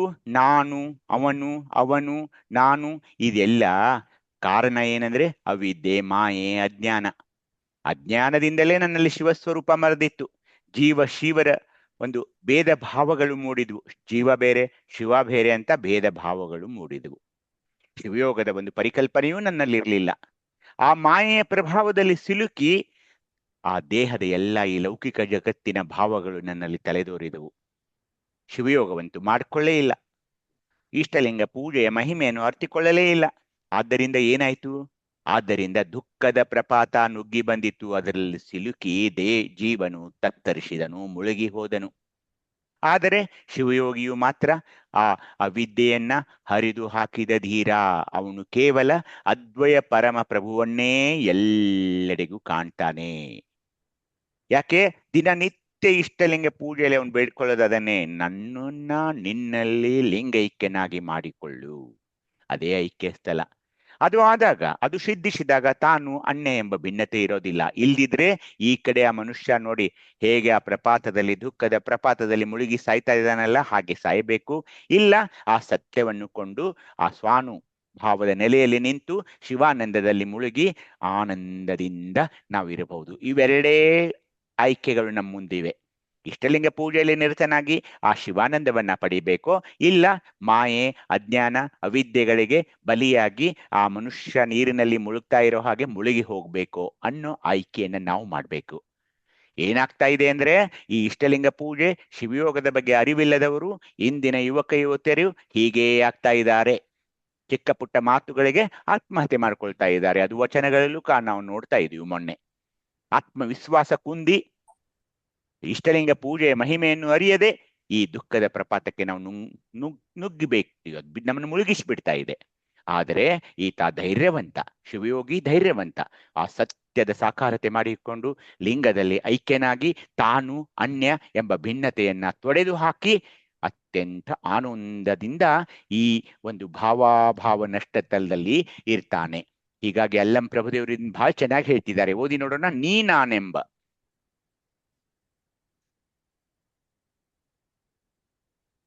ಓಂ ಶ್ರೀ ಗುರು ಬಸವಲಿಂಗಾಯ ನಮಃ. ಸರ್ವರಿಗೂ ಭಕ್ತಿಯ ಶರಣಾರ್ಥಿಗಳು. ಆನು ನೀನೆಂಬುದು ತಾನಿಲ್ಲ, ತಾನರಿದ ಬಳಿಕ ಏನೂ ಇಲ್ಲ. ಇಲ್ಲವೇ ಎಲ್ಲಿಂದ ಬಪ್ಪುದೋ ಅನುವರಿದು ತನುವ ಮರೆದ ಭಾವರಹಿತ ಗುಹೇಶ್ವರ. ಸಮಗ್ರ ವಚನ ಸಂಪುಟ 2, ವಚನ ಸಂಖ್ಯೆ 305. ಶರಣಾರ್ಥಿಗಳು. ನೋಡಿ, ನಾನು ಭಕ್ತ, ನೀನು ದೇವ, ನಾನು ಆರಾಧಕ, ನೀನು ಆರಾಧ್ಯ, ನಾನು ಸಾಧಕ, ನೀನು ಸಾಧ್ಯ, ಇವೆಲ್ಲ ದ್ವಂದ್ವ ಭಾವಗಳು. ವಿಶ್ವ ಮೂಲವಾದ ಪರವಸ್ತುವಿನಲ್ಲಿ ಆ ಭಾವನೆಗಳಿರಲ್ಲ. ಅಲ್ಲಿ ಇರುವುದು ಕೇವಲ ಘನಪ್ರಜ್ಞೆ, ಭಾವ ಅಭಾವಗಳ ತರಂಗರಹಿತ ಅನಂತ ಅರಿವಿನ ಸಾಗರ ಅದು. ಹೀಗಿರುವಾಗ ಅಂಥ ಸಾಗರದಲ್ಲಿ ಈ ದ್ವಂದ್ವ ತೆರೆಗಳು ಹೇಗೆ ಬರ್ತಾ ಇವೆ ಹೇಳಿ? ಬರೋಲ್ಲ. ಪ್ರಶಾಂತವಾದ ಪರವಸ್ತುವಿನಲ್ಲಿ ಈ ಭಾವ ಭೇದ ಕಲ್ಪನೆಗಳು ಮೂಡಿ ಬಂದುದು ಹೇಗೆ? ಸಾಧ್ಯವೇ ಇಲ್ಲ. ನೀನು ದೇವನೆಂದು ಹೇಳುವುದು ಅಜ್ಞಾನದಿಂದ, ಆದರೆ ನಾನು ಭಕ್ತನೆಂದು ಹೇಳಿಕೊಳ್ಳುವುದು ಮಾಯೆಯಿಂದಲೇ ಸರಿ. ಜೀವ ಮತ್ತು ಶಿವರ ಮಧ್ಯೆ ಮೂಲತಃ ಸ್ವರೂಪತಃ ಭೇದವೇ ಇರೋದಿಲ್ಲ. ದೇವನ ಮೂಲ ಸ್ವರೂಪವು ಪರವಸ್ತು ಹೇಗೋ ಹಾಗೆ ಭಕ್ತನ ಮೂಲ ಸ್ವರೂಪವು ಪರವಸ್ತುವೇ ಆಗಿದೆ. ಆ ಪರವಸ್ತುವಿನ ಮರೆವು ಅಥವಾ ಅಜ್ಞಾನ ಉಂಟಾದಾಗ ಮಾತ್ರ ಭಕ್ತನು ಮಾಯಾಧೀನನಾದಾಗ ದೇವ ಭಕ್ತ ಎಂಬ ಭಾವ ಭೇದ ಕಲ್ಪನೆ ಸುಳಿತಾ ಇದೆ ಬಂಧುಗಳೇ.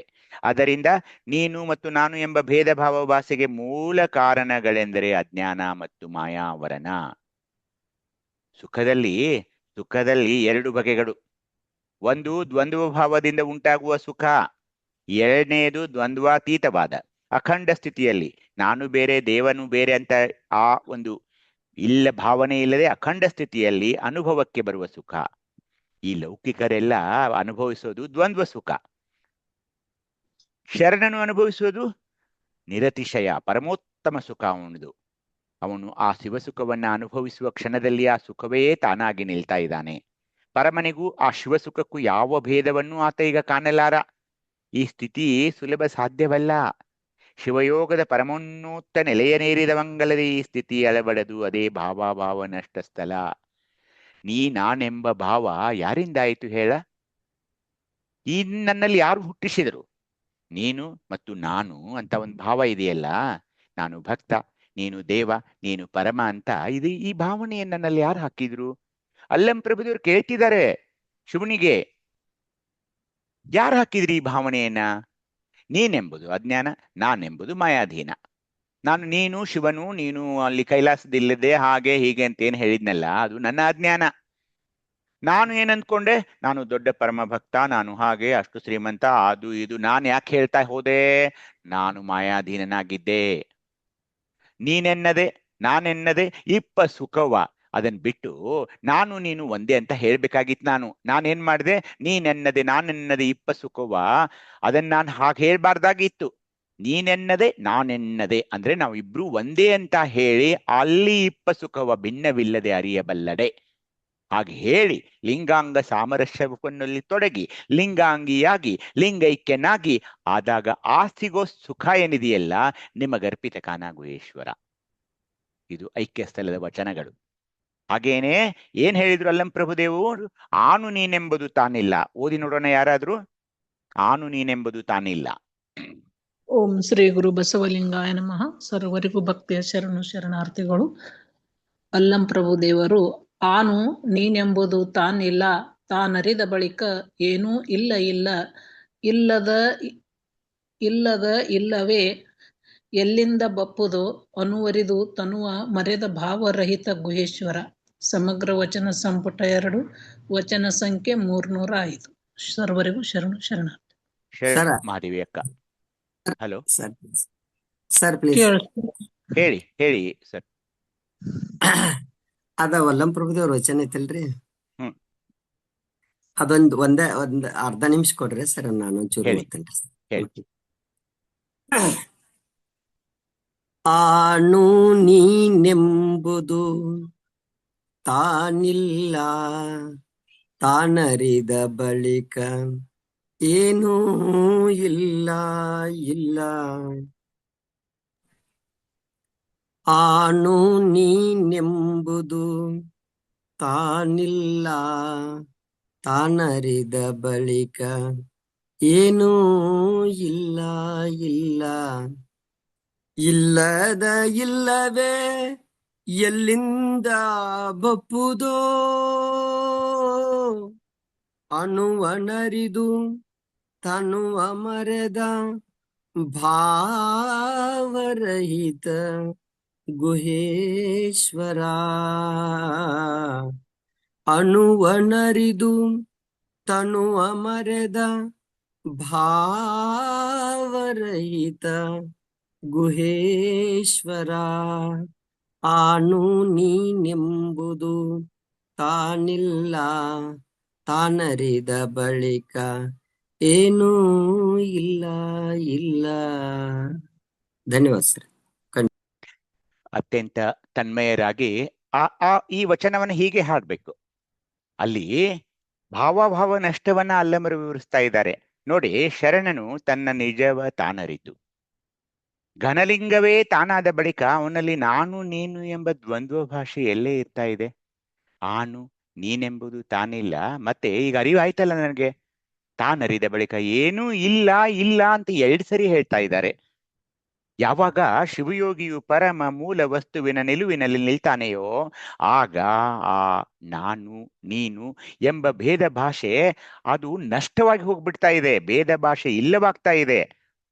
ತನ್ನ ನಿಜ ಸ್ವರೂಪವನ್ನ ಅರಿತ ಬಳಿಕ ತನಗೆ ಭಿನ್ನವಾಗಿ ಏನೂ ಇಲ್ಲ, ನಿಜವಾಗಿಯೂ ಇಲ್ಲ. ಏಕೆಂದ್ರೆ ಎಲ್ಲವೂ ತಾನೇ, ಎಲ್ಲವೂ ತಾನೇ. ನಾನು ಮತ್ತು ನೀನು ಎಂಬ ಈ ಭೇದ ಭಾವ ಉಂಟಾಗೋದು ದೈಹಿಕ ಮತ್ತು ಮಾನಸಿಕ ಉಪಾಧಿಗಳಿಂದ. ಈ ಉಪಾಧಿಗಳನ್ನ ಕಳೆದಾಗ ಭೇದ ಮರೆಯಾಗ್ತಾ ಇದೆ ರೀ. ಚೈತನ್ಯ ಘನ ವಸ್ತು ಒಂದೇ ಉಳಿತಾ ಇದೆ.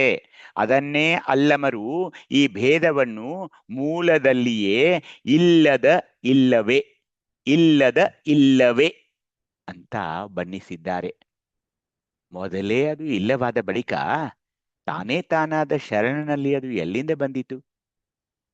ಏನ್ ಶಬ್ದಗಳನ್ನ ತರ್ತಾರೆ ನೋಡಿ ಅಲ್ಲಮರು. ಇಲ್ಲ ಇಲ್ಲ ಇಲ್ಲದ ಇಲ್ಲವೇ ಅನ್ನೋ ಶಬ್ದ ಇದೆ ನೋಡಿ. ಎಲ್ಲಿಂದ ಬಪ್ಪುದು? ಒಂದು ವಸ್ತು ಇದ್ರೆ ಅದು ಎಲ್ಲಿಂದನೂ ಬರ್ತಾ ಇದೆ. ಒಂದು ಹೂವು ಅದು ಬರ್ತಾ ಇದೆ, ಒಂದು ಊರು ಅದು ಅಲ್ಲಿದೆ, ಈ ವಸ್ತು ಇಲ್ಲಿದೆ, ಈಗೇನು ಮಾತಾಡಬಹುದು. ಈಗ ಲಿಂಗೈಕ್ಯ ಸ್ಥಿತಿಯಲ್ಲಿ ಏನು ಇಲ್ವಲ್ಲ. ಇಲ್ಲದ ಇಲ್ಲವೇ ಎಲ್ಲಿಂದ ಬಪ್ಪೋದು? ಎಲ್ಲಿಂದ ತರೋದಾದ್ರೂ ಹೇಗೆ? ಅದು ಆನು ನೀನೆಂಬುದು ಕೂಡ ಈಗ ಉಳಿದಿಲ್ಲ ರೀ. ತಾನರಿದ ಬಳಿಕ ಏನೂ ಇಲ್ಲ. ನನ್ಗೆ ಗೊತ್ತಾಯ್ತು ಈಗ ನಾನು ಪರಮನ ಒಂದು ಸ್ವರೂಪ, ನಾನು ಪರಮನೇ ಆಗಿದ್ದೇನೆ, ನಾನು ಲಿಂಗೈಕ್ಯನಾಗಿದ್ದೇನೆ. ಈಗ ಏನೂ ಇಲ್ಲ, ಏನೂ ಇಲ್ಲ, ಇಲ್ಲ ಇಲ್ಲದ ಇಲ್ಲವೇ ಎಲ್ಲಿಂದ ಬಪ್ಪೋದು? ಅಣುವರಿದು ತನುವ ಮರೆದ ಭಾವರಹಿತ ಗುಹೇಶ್ವರ ಅನ್ನೋದು ಶರಣನ ಒಂದು ಶಿವಯೋಗದ ಪರಿಯನ್ನು ಅರಿತು ಆಚರಿಸಿ ಅದನ್ನು ನೋಡ್ಬೇಕು ನೋಡಿ. ಈ ವಚನದ ಮೂಲಕ ಪ್ರಾಣಲಿಂಗವೇ ತಾನಾದ ಬಳಿಕ ಅಲ್ಲಿಯವರೆಗೆ ಇದ್ದ ತನುಮನ ಭಾವಗಳೆಲ್ಲ ಮರೆಯಾಗ್ತಾ ಇವೆ. ಆತ ಭಾವರಹಿತವಾಗಿ ಉಳಿತಾನೆ. ಅದೇ ಭಾವ ನಷ್ಟ ಸ್ಥಳ. ಈಗ ಪ್ರಾಣಲಿಂಗದು ಅದು ಎಲ್ಲ ನಾನು ಪ್ರಾಣಲಿಂಗಿ ಆದೆ, ಈಗ ಭಾವಲಿಂಗವೂ ಆಗಿಬಿಟ್ಟೆ. ಎಲ್ಲವೂ ಭಾವ ನಷ್ಟ ಸ್ಥಳ. ಅದೊಂದು ಸ್ಥಿತಿ. ಈ ವಚನದಲ್ಲಿ ನೋಡಿ, ಈ ವಚನದಲ್ಲಿ ಇಲ್ಲದ ಇಲ್ಲವೇ ಎಂಬ ಪದದ ಅರ್ಥವನ್ನ ನೀವು ಮಾಡ್ಕೊಳ್ಬೇಕು. ಅದು ಅತ್ಯಂತ, ನಾನು ಆಗ್ಲೇ ಹೇಳಿದೆ, ಆದರೂ ಮತ್ತೊಮ್ಮೆ ಅದರ ಮೇಲೆ ಸ್ಟ್ರೆಸ್ ಮಾಡ್ತೀನಿ. ಅಲ್ಲಮರು ಈ ಜೀವ ಮತ್ತು ಶಿವರ ಮಧ್ಯದ ನಾನು ನೀನು ಎಂಬ ಭೇದದ ಮೂಲದಲ್ಲಿ ಇಲ್ಲದ ಇಲ್ಲವೇ ಎಂಬ ಅತ್ಯಂತ ವಿಶಿಷ್ಟವಾದ ಅರ್ಥಗರ್ಭಿತವಾದ ಒಂದು ಪದಪ್ರಯೋಗವನ್ನ ಇಲ್ಲಿ ಮಾಡಿದ್ದಾರೆ ಬಂಧುಗಳೇ. ಇಲ್ಲವೇ ಎಂಬ ಶಬ್ದಕ್ಕೆ ಇದೆ ಎಂಬ ಭಾವದ ಛಾಯೆ ಇರುವುದನ್ನು ಗಮನಿಸಬೇಕು. ಯಾವಾಗ ನಾನು ಅದು ಇಲ್ಲವೇ, ಅವ್ರಿಲ್ವೇ, ಆ ಊರಿಲ್ವೇ ಅಂದಾಗ ಬಹುಶಃ ಅದು ಇತ್ತು ಅನ್ನೋ ಭಾವನೆಯೂ ಅಲ್ಲಿ ಇರ್ತಾ ಇದೆ. ಆ ಜೀವ ಶಿವರು ಬೇರೆ ಬೇರೆಯಾಗಿ ಕಾಣುವಾಗಲೇ ಅವು ಬೇರೆ ಬೇರೆ ಅಲ್ಲ, ಬೇರೆ ಬೇರೆ ಇಲ್ಲ. ಆ ವಿಶಿಷ್ಟವಾದ ಧ್ವನಿ ಆ ಇಲ್ಲವೇ ಅಂತ ಶಬ್ದದೊಳಗೆ ಅಡಗಿ ಬಿಡ್ತಾ ಇದೆ. ಇದು ಬಹಳ ಗಹನವಾದ ವಿಚಾರಗಳು. ಅಲ್ಲಂ ಪ್ರಭುದೇವರು ನಮ್ಗೆ ಅರ್ಥ ಮಾಡ್ಕೊಳಕ್ಕಾಗಲ್ಲ. ಇಲ್ಲದ ಇಲ್ಲವೇ ಎಲ್ಲಿಂದ ಬಪ್ಪೋದು? ಇಲ್ಲದ ಅಂದಾಗ ಮೊದ್ಲಿತ್ತೇನು ಅನ್ನೋ ಒಂದು ಸಂಶಯ ಇದೆ ಅಲ್ಲಿ. ಇತ್ತೇನು ಅದು ಬಹುಶಃ? ಮತ್ತೆ ಈಗಾಕೆ ಇಲ್ಲ, ಯಾಕೆ ಇಲ್ಲ ಆಯ್ತು? ಆ ಇಲ್ಲದ ಅನ್ನೋದನ್ನೇ ಇಲ್ಲವೇ ಶಬ್ದದೊಳಗೆ ಹಾಕಿಸ್ಬಿಟ್ಟಿದ್ದಾರೆ. ಎಲ್ಲಿಂದ ಬಪ್ಪೋದು? ಇದಕ್ಕೆ ಬೇರೆ ಪ್ರಾಜ್ಞರು ಅರ್ಥನೂ ಕೊಡಬಹುದು. ನಾನು ಕಂಡಿಕೊಂಡ್ ಸತ್ಯವನ್ನು ಒಂದ್ ಸ್ವಲ್ಪ ಹೇಳಿದೆ ನಿಮಗೆ. ಹೀಗಾಗಿ ನಾನು ನೀನೆಂಬ ಆ ದ್ವೈತ ಕಲ್ಪನೆ ಎಲ್ಲಿದೆ? ಈಗ ಐಕ್ಯ ಸ್ಥಳಕ್ಕೆ ಬಂದಾಗ ತನು ಮನ ಭಾವ ಬಿಟ್ಟು ಶಿವ ಜ್ಞಾನವನ್ನ ಅರಿತು ಮಾಯಾವರಣವನ್ನ ಕಳಿಸಿ ಮಾಯೆಯನ್ನು ಮೀರಿ ನಿರಾಮಯ ಆತ್ಮದಲ್ಲಿ ಮುಳುಗಿ ನಿಂದಾಗ ಈಗೇನು ಉಳಿತ್ರಿ? ಏನೂ ಇಲ್ಲ. ಅದಕ್ಕೆ ಏನಂದ್ರು? ಅಖಂಡ ಬೆಳಗು, ಚಿದ್ಬೆಳಗು, ನಿಖಲ ನಿರ್ಭಯಲು, ಇವೆಲ್ಲ ಶಬ್ದಗಳು ಬರೋಕೆ ಆರಂಭ ಆಗುತ್ತೆ ನೋಡಿ. ಅಲ್ಲಿ ಭಾವವೂ ಇಲ್ಲ, ನಿರ್ಭಾವದ ಕಲ್ಪನೆಯೂ ಇಲ್ಲ. ಆದ್ದರಿಂದಲೇ ಈ ಸ್ಥಳಕ್ಕೆ ಬಂದಾಗ ಆ ಶಿವಯೋಗಿಗೆ ಭಾವಾಭಾವ ಲಯಸ್ಥಲಿ ಅಂತ ಕರಿತಾ ಇದ್ದಾರೆ ನೋಡಿ. ಅಷ್ಟೊಂದು ಶುದ್ಧ. ಈಗ ಒಂದು ಪರಿಶುದ್ಧವಾದ ಅಗ್ನಿ, ಒಂದು ಕಟ್ಟಿಗೆ ಒಲೆಯಲ್ಲಿ ಹಾಕ್ತೀರಾ, ಚೆನ್ನಾಗಿ ಉರಿ ಹತ್ತಿದ ನಂತರ ಅಲ್ಲಿ ಹೊಗೆ ಇರೋಲ್ಲ. ಹಾಗೇನೆ ಒಂದು ಈಗ ಇಲೆಕ್ಟ್ರಿಕಲ್ ಕುಕ್ಕರ್ ಬರ್ತಾ, ಇಲೆಕ್ಟ್ರಿಕಲ್ ಇಂಡಕ್ಷನ್ ಅಂತ ಬರ್ತಿದೆ ನೋಡಿ, ಎಲೆಕ್ಟ್ರಿಕಲ್ದು. ಅಲ್ಲಿ ವಿದ್ಯುತ್ ಪ್ರವಾಹ ಇರುತ್ತೆ, ಅದ್ರ ಮೇಲೆ ನೀವು ಅಡಿಗೆ ಮಾಡಬಹುದು. ಅದೊಂದು ಕಾಯಿದ ತಪ್ತ ಲೋಹ. ಅಲ್ಲಿ ಅಗ್ನಿ ಇದೆ ಅಲ್ಲಿ, ಆದ್ರೆ ಹೊಗೆ ಇರೋದಿಲ್ಲ. ಆರ್ದ್ರ ವಸ್ತು ಅದೇ ಹಸಿ ಕಟ್ಟಿಗೆಯಿಂದ ನೀವು ಬೆಂಕಿ ಮಾಡೋದಾದ್ರೆ ಹೊಗೆ ಇಳ್ತಾ ಇದೆ. ಹಾಗೆ ಕೇವಲ ಶಿವಜ್ಞಾನದ ಅರಿವಿನ ಭಾಸ್ಕರನಾದ ಆ ಪರಮನಲ್ಲಿಯೂ ಯಾವುದೇ ಅಹಂಭಾವವಿರೋದಿಲ್ಲ. ಬರೀ ಜಡವಾದ ಪ್ರಕೃತಿಯಲ್ಲಿಯೂ ಅಹಂಭಾವ ಇರೋದಿಲ್ಲ. ನೀವು ನೋಡಿ, ದೊಡ್ಡದಾದ ಒಂದು ಶಿಲೆ ನೋಡಿ, ಪರ್ವತ ನೋಡಿ, ಅಲ್ಲೂ ಕೂಡ ಅದು ಅಲಗಾಡದೆ ನಿಶ್ಚಲವಾಗಿ ನಿಂತು ಬಿಡ್ತಾ ಇದೆ. ಯಾಕಂದ್ರೆ ಅದು ಜಡವಾದ ಪ್ರಕೃತಿ, ಅಲ್ಲೂ ಏನು ಅಹಂಭಾವ ಇರೋದಿಲ್ಲ. ಆ ಎವರೆಸ್ಟ್ ಪರ್ವತ ಏನಿದೆಯಲ್ಲ, ಅದೇನು ನಾನು ದೊಡ್ಡ ಪರ್ವತ, ವಿಶ್ವದಲ್ಲಿ ಅತಿ ದೊಡ್ಡ ಪರ್ವತ ಅಂತ ಏನು ಹೇಳಲ್ಲ, ಯಾಕೆಂದ್ರೆ ಅದು ಜಡವಾದ ಪ್ರಕೃತಿ. ಅಹಂಭಾವ ಪುರುಷ ಪ್ರಕೃತಿಯ ಸಂಬಂಧವಾದಾಗ ಉದಿಸ್ತಾ ಇದೆ. ಹಾಗೆ ಉದಿಸಿದ ಅಹಂಭಾವ ದೇಹದಲ್ಲಿ ಸಂಬಂಧವಾದಾಗ ದೇಹಾತ್ಮಭಾವ, ನನ್ನ ಕೈ, ನನ್ನ ಕಾಲು, ನನ್ನ ತಲೆ. ಕರ್ಣಗಳಲ್ಲಿ ಸಂಬಂಧವಾದಾಗ ನನ್ನ ಈ ಜ್ಞಾನೇಂದ್ರಿಯಗಳು, ನನ್ನ ಕರ್ಮೇಂದ್ರಿಯಗಳು ಅಂತ ಮಾತಾಡ್ತೀವಿ. ಮನದಲ್ಲಿ ಸಂಬಂಧವಾದಾಗ ನನ್ನ ಮನಸ್ಸು ಅಲ್ಲಿ ಹರಿದಾಡ್ತಾ ಇದೆ, ಇಲ್ಲಿ ಹೋಗ್ತಾ ಇದೆ. ಹೀಗೆ ನನ್ನದು, ಅದು, ಇದು ಅಂತ ಮಾತಾಡ್ತೀವಿ. ಅಹಂಭಾವದ ಎಲ್ಲ ಶಬ್ದಗಳು ಅವು. ಅದೇ ಜೀವನು ಶಿವಯೋಗದಲ್ಲಿ ತೊಡಗಿ ಇದನ್ನೆಲ್ಲ ಅರಿತುಕೊಂಡು ದೇಹ ನಾನಲ್ಲ, ಕರ್ಣ ನಾನಲ್ಲ, ಮನ ಬುದ್ಧಾದಿಗಳು ನಾನಲ್ಲ ಅಂತ ಒಂದು ಅಭಾವದ ಭಾವ ಪಡಿತಾ ಇದ್ದಾನೆ ಇಲ್ಲಿ ಈ ಸ್ಥಿತಿಯಲ್ಲಿ. ಆದರೆ ನಿಖಲ ಪರಮನಲ್ಲಿ ಭಾವದ ಹಾಗೂ ಅಭಾವದ ಯಾವುದೇ ಭಾವಗಳಿಲ್ಲ. ಆತ ಪರಮ. ಅಲ್ಲಿ ಅಹಂಭಾವಕ್ಕೆ ಎಳ್ಳಷ್ಟು ಸ್ಥಾನವಿಲ್ಲ, ಅಭಾವಕ್ಕಂತೂ ಆಸ್ಪದವೇ ಇಲ್ಲ. ಅದು ಸರ್ವಾಶ್ರಯವಾದ ಕೇವಲ ಅಸ್ತಿತ್ವ. ಭಾವ ಅಭಾವಗಳಿಲ್ಲದ ಪರಿಶುದ್ಧ ನಿರ್ಭರ ಆಕಾಶ ಅದು. ಅದರಲ್ಲಿ ಬೆರೆತ ಶಿವಯೋಗಿಯು ಭಾವಾಭಾವಗಳ ಗೊಡವೆ ಇಲ್ಲದೆ ಸ್ವಾನಂದಲೋಲನಾಗಿ ಜೀವನ್ಮುಕ್ತನಾಗಿ ಬಾಳ್ತಾ ಇದ್ದಾನೆ. ಹೀಗಾಗಿ ಅವನಿಗೇನ್ ಕರೆದ್ರು? ಭಾವಾಭಾವ ಭಾವ ಅಭಾವ ಲಯಸ್ಥಲಿ ಅಥವಾ ಭಾವಾಭಾವ ನಷ್ಟಸ್ಥಲಿ. ಆತನ ಜೀವನಧಾರೆಯಲ್ಲ, ಆತನ ಬಾಳೆಲ್ಲ, ಆತನ ಬದುಕೆಲ್ಲ ಈಗೇನಾಗ್ತಾ ಇದೆ? ಅಖಂಡ ಶಿವಜ್ಞಾನ ಶರೀದಿಯಲ್ಲಿ, ಶಿವಶಾಂತಿ ಸಾಗರದಲ್ಲಿ ಒಂದಾಗಿ ಹೋಗಿರುವುದು. ಅವನು ಗುಣತ್ರಯಗಳಿಂದ ನಿರ್ಗುಣನು, ನಿರ್ವಯಲ ಕಂಡ ಮಹಿಮನು, ಜೀವ ಪರಮರೆಂಬ ಭಿನ್ನ ಭಾವ ಒಡೆದ ಆ ಶಿವಯೋಗಿ ಏನಾಗ್ತಾ ಇದ್ದಾನಂದ್ರೆ ಆತ ಚಿತ್ ಸ್ವರೂಪನು, ನಿರ್ಲೇಪನು. ಆತನಿಗೆ ಸುಖ ದುಃಖಾದಿಗಳ ಆಸಕ್ತಿ ನಿರಾಸಕ್ತಿಗಳು ಎಂದೂ ಮುಟ್ಟಲ್ಲ ಅಂತ ಈ ಸ್ಥಳ ಹೇಳ್ತಾ ಇದೆ. ಇದನ್ನ ಇನ್ನೂ ಅಭ್ಯಸನ ಮಾಡಬೇಕು, ಇನ್ನೂ ಆಳವಾಗಿ ನಾವು ಹೋಗಬೇಕು ಅಂತ ಮುಂದಿನ ಸಾರಿ ಇದನ್ನ ಮುಂದುವರಿಸೋಣ ಅಂತ ಹೇಳ್ತಾ, ಇನ್ನಷ್ಟು ಇದರ ಬಗ್ಗೆ ಅದ್ರ ಏನಿದೆ ಅನ್ನೋದನ್ನ ಅರ್ಥ ಮಾಡಿಕೊಳ್ಳಕ್ಕೆ ಪ್ರಯತ್ನ ಮಾಡೋಣ ಅಂತ ಹೇಳ್ತಾ, ನನಗೆ ಕೊಟ್ಟ ಅವಕಾಶಕ್ಕಾಗಿ ತಮ್ಮೆಲ್ಲರ ಪಾದಾರವಿಂದಗಳಿಗೆ ಶರಣಾರ್ಥಿಗಳನ್ನ ಅರ್ಪಿಸುತ್ತಾ ಇಲ್ಲಿಗೆ ನನ್ನ ವ್ಯಾಖ್ಯಾನ ಮಾಲಿಕೆ ನಿಲ್ಲಿಸ್ತೀನಿ. ನಿಮಗೇನಾದ್ರೂ ಸಲಹೆ ಸಂದೇಹ ಸೂಚನೆಗಳೇನಾದ್ರೂ ಇದ್ರೆ ತಾವು ಚರ್ಚೆಗೆ ಇಳಿಯೋಣ. ಎಲ್ಲರಿಗೂ ಮತ್ತೊಮ್ಮೆ ಶರಣಾರ್ಥಿಗಳು. ಸರ್ ಶರಣಾರ್ಥಿ ಸರ್. ನನಗೂ ಶರಣಾರ್ಥಿ ಅಪ್ಪ. ಶರಣ ಸರ್, ಇವು ಏನು ಸ್ಥಳಗಳು ಬಂದವಲ್ರಿ ಸರ್, ತಮ್ಮ ಇವೇನ ಬರವಣಿಗೆ ರೂಪದಲ್ಲಿ ಬರೋದೈತಲ್ರಿ ಸರ್, ಇನ್ನೂ ಎಷ್ಟು ಕಂತಗಳಾಗ್ಬೋದು ಸರ್? Sir please.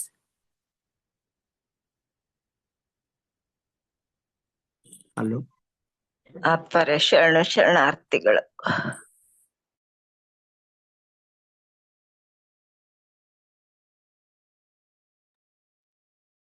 ನಿಮ್ ಕಾಣ್ತಾ ಇಲ್ರ ಪ್ರಭು? ಏನ್ರಪ್ಪ? ಶರಣಾರ್ಥಿಗಳು. ಹಾ, ಈಗ ನಾವು ಮುಂದಿನ ಒಂದು ಕೇಳಿಸ್ತಾ ಇದೆಯಾ ಧ್ವನಿ? ಹಾ, ಈಗ ಇನ್ ನಮ್ದು ಏನಾಗುತ್ತೆ ಸರ್, ಇನ್ನು ಜ್ಞಾನ ಶೂನ್ಯ ಸ್ಥಳ ಆದ ನಂತರ ಇವೆಲ್ಲ ಸ್ಥಳಗಳು ಮುಗಿತಾವ್ ಸರ್. ಇವಾಗ ಮುಗಿದ ನಂತರ ನಾವು ಈಗ ಲಿಂಗಾನುಸಂಧಾನ ಮಾಡ್ಕೊಳ್ಬೇಕು. ಇಷ್ಟೆಲ್ಲ ತಗೊಂಡು ನಾವು ದಿನನಿತ್ಯದ ಇಷ್ಟಲಿಂಗ ಪೂಜೆಯಲ್ಲಿ ಈ ಸ್ಥಳಗಳಿಗೆ ಹೇಗೆ ಮಾಡ್ಕೊಳ್ಬೇಕು, ಇದು ಇನ್ನೊಂದು ಸ್ವಲ್ಪ ಚಾಪ್ಟರ್ ಆಗುತ್ತೆ ಸರ್. ಅದಾದ ನಂತರ ನಾವು 24 ಸಕ್ಕಿಲೆ ಇದೆ ಅಲ್ಲಿ ನೋಡಿ ಸರ್. 24 ಸಕ್ಕಿಲೆಗಳು ಏನಿದೆಯಲ್ಲ ಸರ್, ಅದು ಏನಾಗ್ತಾ ಇದೆ ಸರ್, ಇಲ್ಲಿ ನಾನು ಒಂದ್ ನಿಮಿಷ ನಿಮ್ಮೆಲ್ಲರ ಜೊತೆನೂ ಡಿಸ್ಕಸ್ ಮಾಡ್ತೀನಿ. ಏನಂದ್ರೆ ನಮ್ಮ ಸ್ವಾನುಭಾವದ ನೆಲೆಯಲ್ಲಿ ನಾವು ಇದನ್ನು ಸ್ವಲ್ಪ ಅರ್ಥ ಮಾಡಿಕೊಳ್ಳಬೇಕು. ಈ ಏನಿದೆ ಅಲ್ಲ ಸರ್, ಈ ಸ್ಥಳದಲ್ಲಿ ಸ್ವಲ್ಪ ನೋಡಿ ಎಲ್ರು. ಆಕೃತಿ ಬಗ್ಗೆ ಗೊತ್ತಿದೆ ಸರ್ ನಮಗೆ. ಪ್ರಣಮ ಗೊತ್ತಿದೆ ಸರ್, ಅಲ್ಲಿರುವ ಅಕ್ಷರ ಗೊತ್ತಿದೆ. ಅಲ್ಲಿರೋ ನಾದ ಕೂಡ ಗೊತ್ತಿದೆ ಸರ್. ಸ್ಥಳನೂ ಗೊತ್ತಿದೆ, ಚಕ್ರನೂ ಗೊತ್ತಿದೆ, ವರ್ಣ ಗೊತ್ತಿದೆ, ಅಂಗ ಇದು ಎಲ್ಲ ಗೊತ್ತಿದೆ, ಹಸ್ತ ಗೊತ್ತಿದೆ. ಈ ಹಸ್ತಗಳಂದ್ರೆ ಏನು? ಮತ್ತೆ ಈ ಕಡೆ ಬಂದ್ರೆ ನೀವು ಸರ್ ಅಲ್ಲಿರುವ ಶಕ್ತಿ ಭಕ್ತಿಗಳು ಅವನು ನಮ್ಗೆ ಸ್ವಲ್ಪ ಗೊತ್ತಾಗಿದೆ. ಮುಂದೆ ನಾವು ಹೋದ್ರೆ ಸರ್ ಕಲೆಗಳು, ಇವು ಶಾಂತ್ಯಾತೀತೋತ್ತರ ಅಂದ್ರೆ ಏನು, ಅವನು ಸ್ವಲ್ಪ ಅಭ್ಯಸನ ಮಾಡಿದ್ವಿ. ಸಾಧಕ್ಯಗಳ ಬಗ್ಗೆನೂ ಸ್ವಲ್ಪ ನೋಡ್ಕೊಂಡಿದ್ವಿ. ಆದರೆ ಇವು ಎಕ್ಸಾಕ್ಟ್ಲಿ ಏನು, ಇವುಗಳನ್ನ ಯಾಕಲ್ಲಿ ಕೊಟ್ಟಿದ್ದಾರೆ 24 ಸಕ್ಕಿಲೆಗಳನ್ನ? ಕಲೆ ಅಂದ್ರೆ ಏನು, ಸಾಧಕ್ಯ ಅಂದ್ರೆ ಏನು, ಲಕ್ಷಣ ಅಂತ ಒಂದು ಬರುತ್ತೆ ಸರ್ ಅರ್ಭಾಮಿ ಸರ್. ಲಕ್ಷಣ ಅಂದ್ರೆ ಏನು, ಸಂಜ್ಞೆ ಅಂದ್ರೆ ಏನು, ಇದು ಸ್ವಲ್ಪ ಚಿಂತನೆ ಮಾಡೋದಿದೆ ಸರ್. ಮತ್ತು ದಿಕ್ಕಂದ್ರೆ ಏನು, ಅಲ್ಲಿರುವ ಅದು ವಕ್ರ ವೇದ, ಇಲ್ಲಿ ಏನು ಇಲ್ಲಿ ಬರುವ ವೇದಗಳು ಬೇರೆಯೋ ಅಥವಾ ಅವರು ಹೇಳೋ ವೇದಗಳು ಬೇರೆಯೋ? ಅಲ್ಲಿ ಪ್ರತಿ ವೇದದಲ್ಲಿ ಒಂದೊಂದು ಲಿಂಗ ಕೊಡ್ತಾರೆ ಸರ್. ಇಲ್ಲಿ ನೋಡಿ ಈ ಸ್ಥಳದಲ್ಲಿ, ಐಕ್ಯ ಸ್ಥಳದಲ್ಲಿ ಗಾಯತ್ರಿ ವೇದವನ್ನು ಕೊಟ್ಟು ಹಿಮಗಿರೀಶ್ವರ ಲಿಂಗ ಅಂತ ಕೊಟ್ಟಿದ್ದಾರೆ ಸರ್.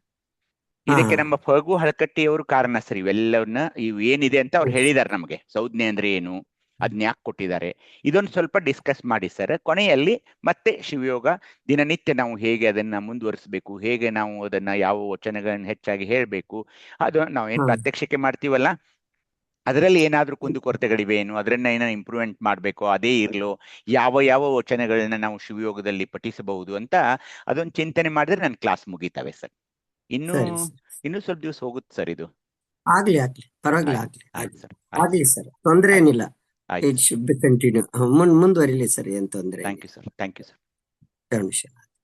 ಇವತ್ತಿನ ಕ್ಲಾಸ್ ಮೇಲೆ ಯಾರಿಗಾದ್ರೂ ಪ್ರಶ್ನೆ ಏನಾದ್ರೂ ಇದ್ರೆ ಕೇಳಿ.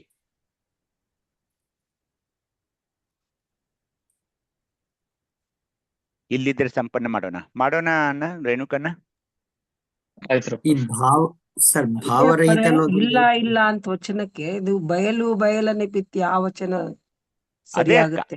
ಅದೇ ಅಕ್ಕ, ಅದೇ ಅದು ಅವೇ ಅಲ್ಲಂ ಪ್ರಭುದೇವರು ಅದನ್ನೇ ಬೇರೆ ಬೇರೆ ಬೇರೆ ಶಬ್ದಗಳ ಮೂಲಕ ಹೇಳ್ತಾ ಹೋಗ್ತಾರಷ್ಟೇ.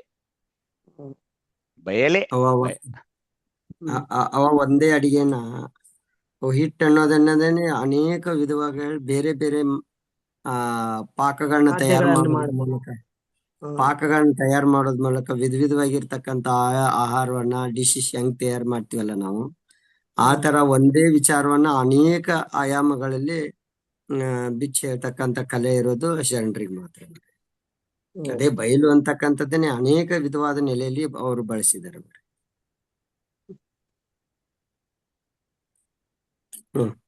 ರೇಣುಕಾಪುರ ಸಂಪನ್ನ ಮಾಡ್ತಿರ್ತಾವ ಮಾಡ. ಓಂ ಶ್ರೀ ಗುರು ಬಸವಲಿಂಗಾಯ ನಮಃ. ಇಂದಿನ ಸ್ವಾನುಭವ ನೆಲೆ ಸದ್ಭಾವಗೋಷ್ಠಿಯಲ್ಲಿ ಶರಣರ ಶಿವಯೋಗ ಕುರಿತಾಗಿ ಅನುಭಾವನೆ ಮಾಡತಕ್ಕಂಥ ದಯಾನುಲ್ಯ ಪರಭಕ್ತಿಯ ಶರಣಾರ್ಥಿಗಳು ಹಾಗೂ ಇಂದಿನ ಸ್ವಾನುಭವ ನೆಲೆಯಲ್ಲಿ ಭಾಗವಹಿಸಿರ್ತಕ್ಕಂಥ ಸರ್ವ ಶರಣ ಬಂಧುಗಳು ಭಕ್ತಿಯ ಶರಣಾರ್ಥಿಗಳು ಅರ್ಪಿಸ್ತಾ ಇಲ್ಲಿಗೆ ಸಮಯ 9:43 ಆಗ್ತಾ ಬಂತು. ನಾಳೆ ಭಾರತೀಯವರಿಂದ ಅಕ್ಕ ಮಹಾದೇವಿ ತಾಯಿಯವರ ಯೋಗಾಂಗ ವಿಧಿಯ ಕುರಿತಾಗಿ ಅನುಭವ ಇದೆ. ತಾವುಗಳು ದಯವಿಟ್ಟು ಸರಿಯಾದ ಸಮಯಕ್ಕೆ ಬರಬೇಕು ಅಂತ ಭಿನ್ನ ಮಾಡ್ಕೊಂತ ಇವತ್ತಿನ ಸದ್ಭಾವಗೋಷ್ಠಿ ಸಂಪನ್ನಗೊಳಿಸೋಣ. ತಂದೆ ನೀನು, ತಾಯಿ ನೀನು, ಗಂಡು ನೀನು, ಬಳಗ ನೀನು, ನಿನಗೆ ನೀನಲ್ಲದೆ ಮತ್ತಾರಿಲ್ಲವಯ್ಯ ಕೂಡಲ ಸಂಗಮ ದೇವ.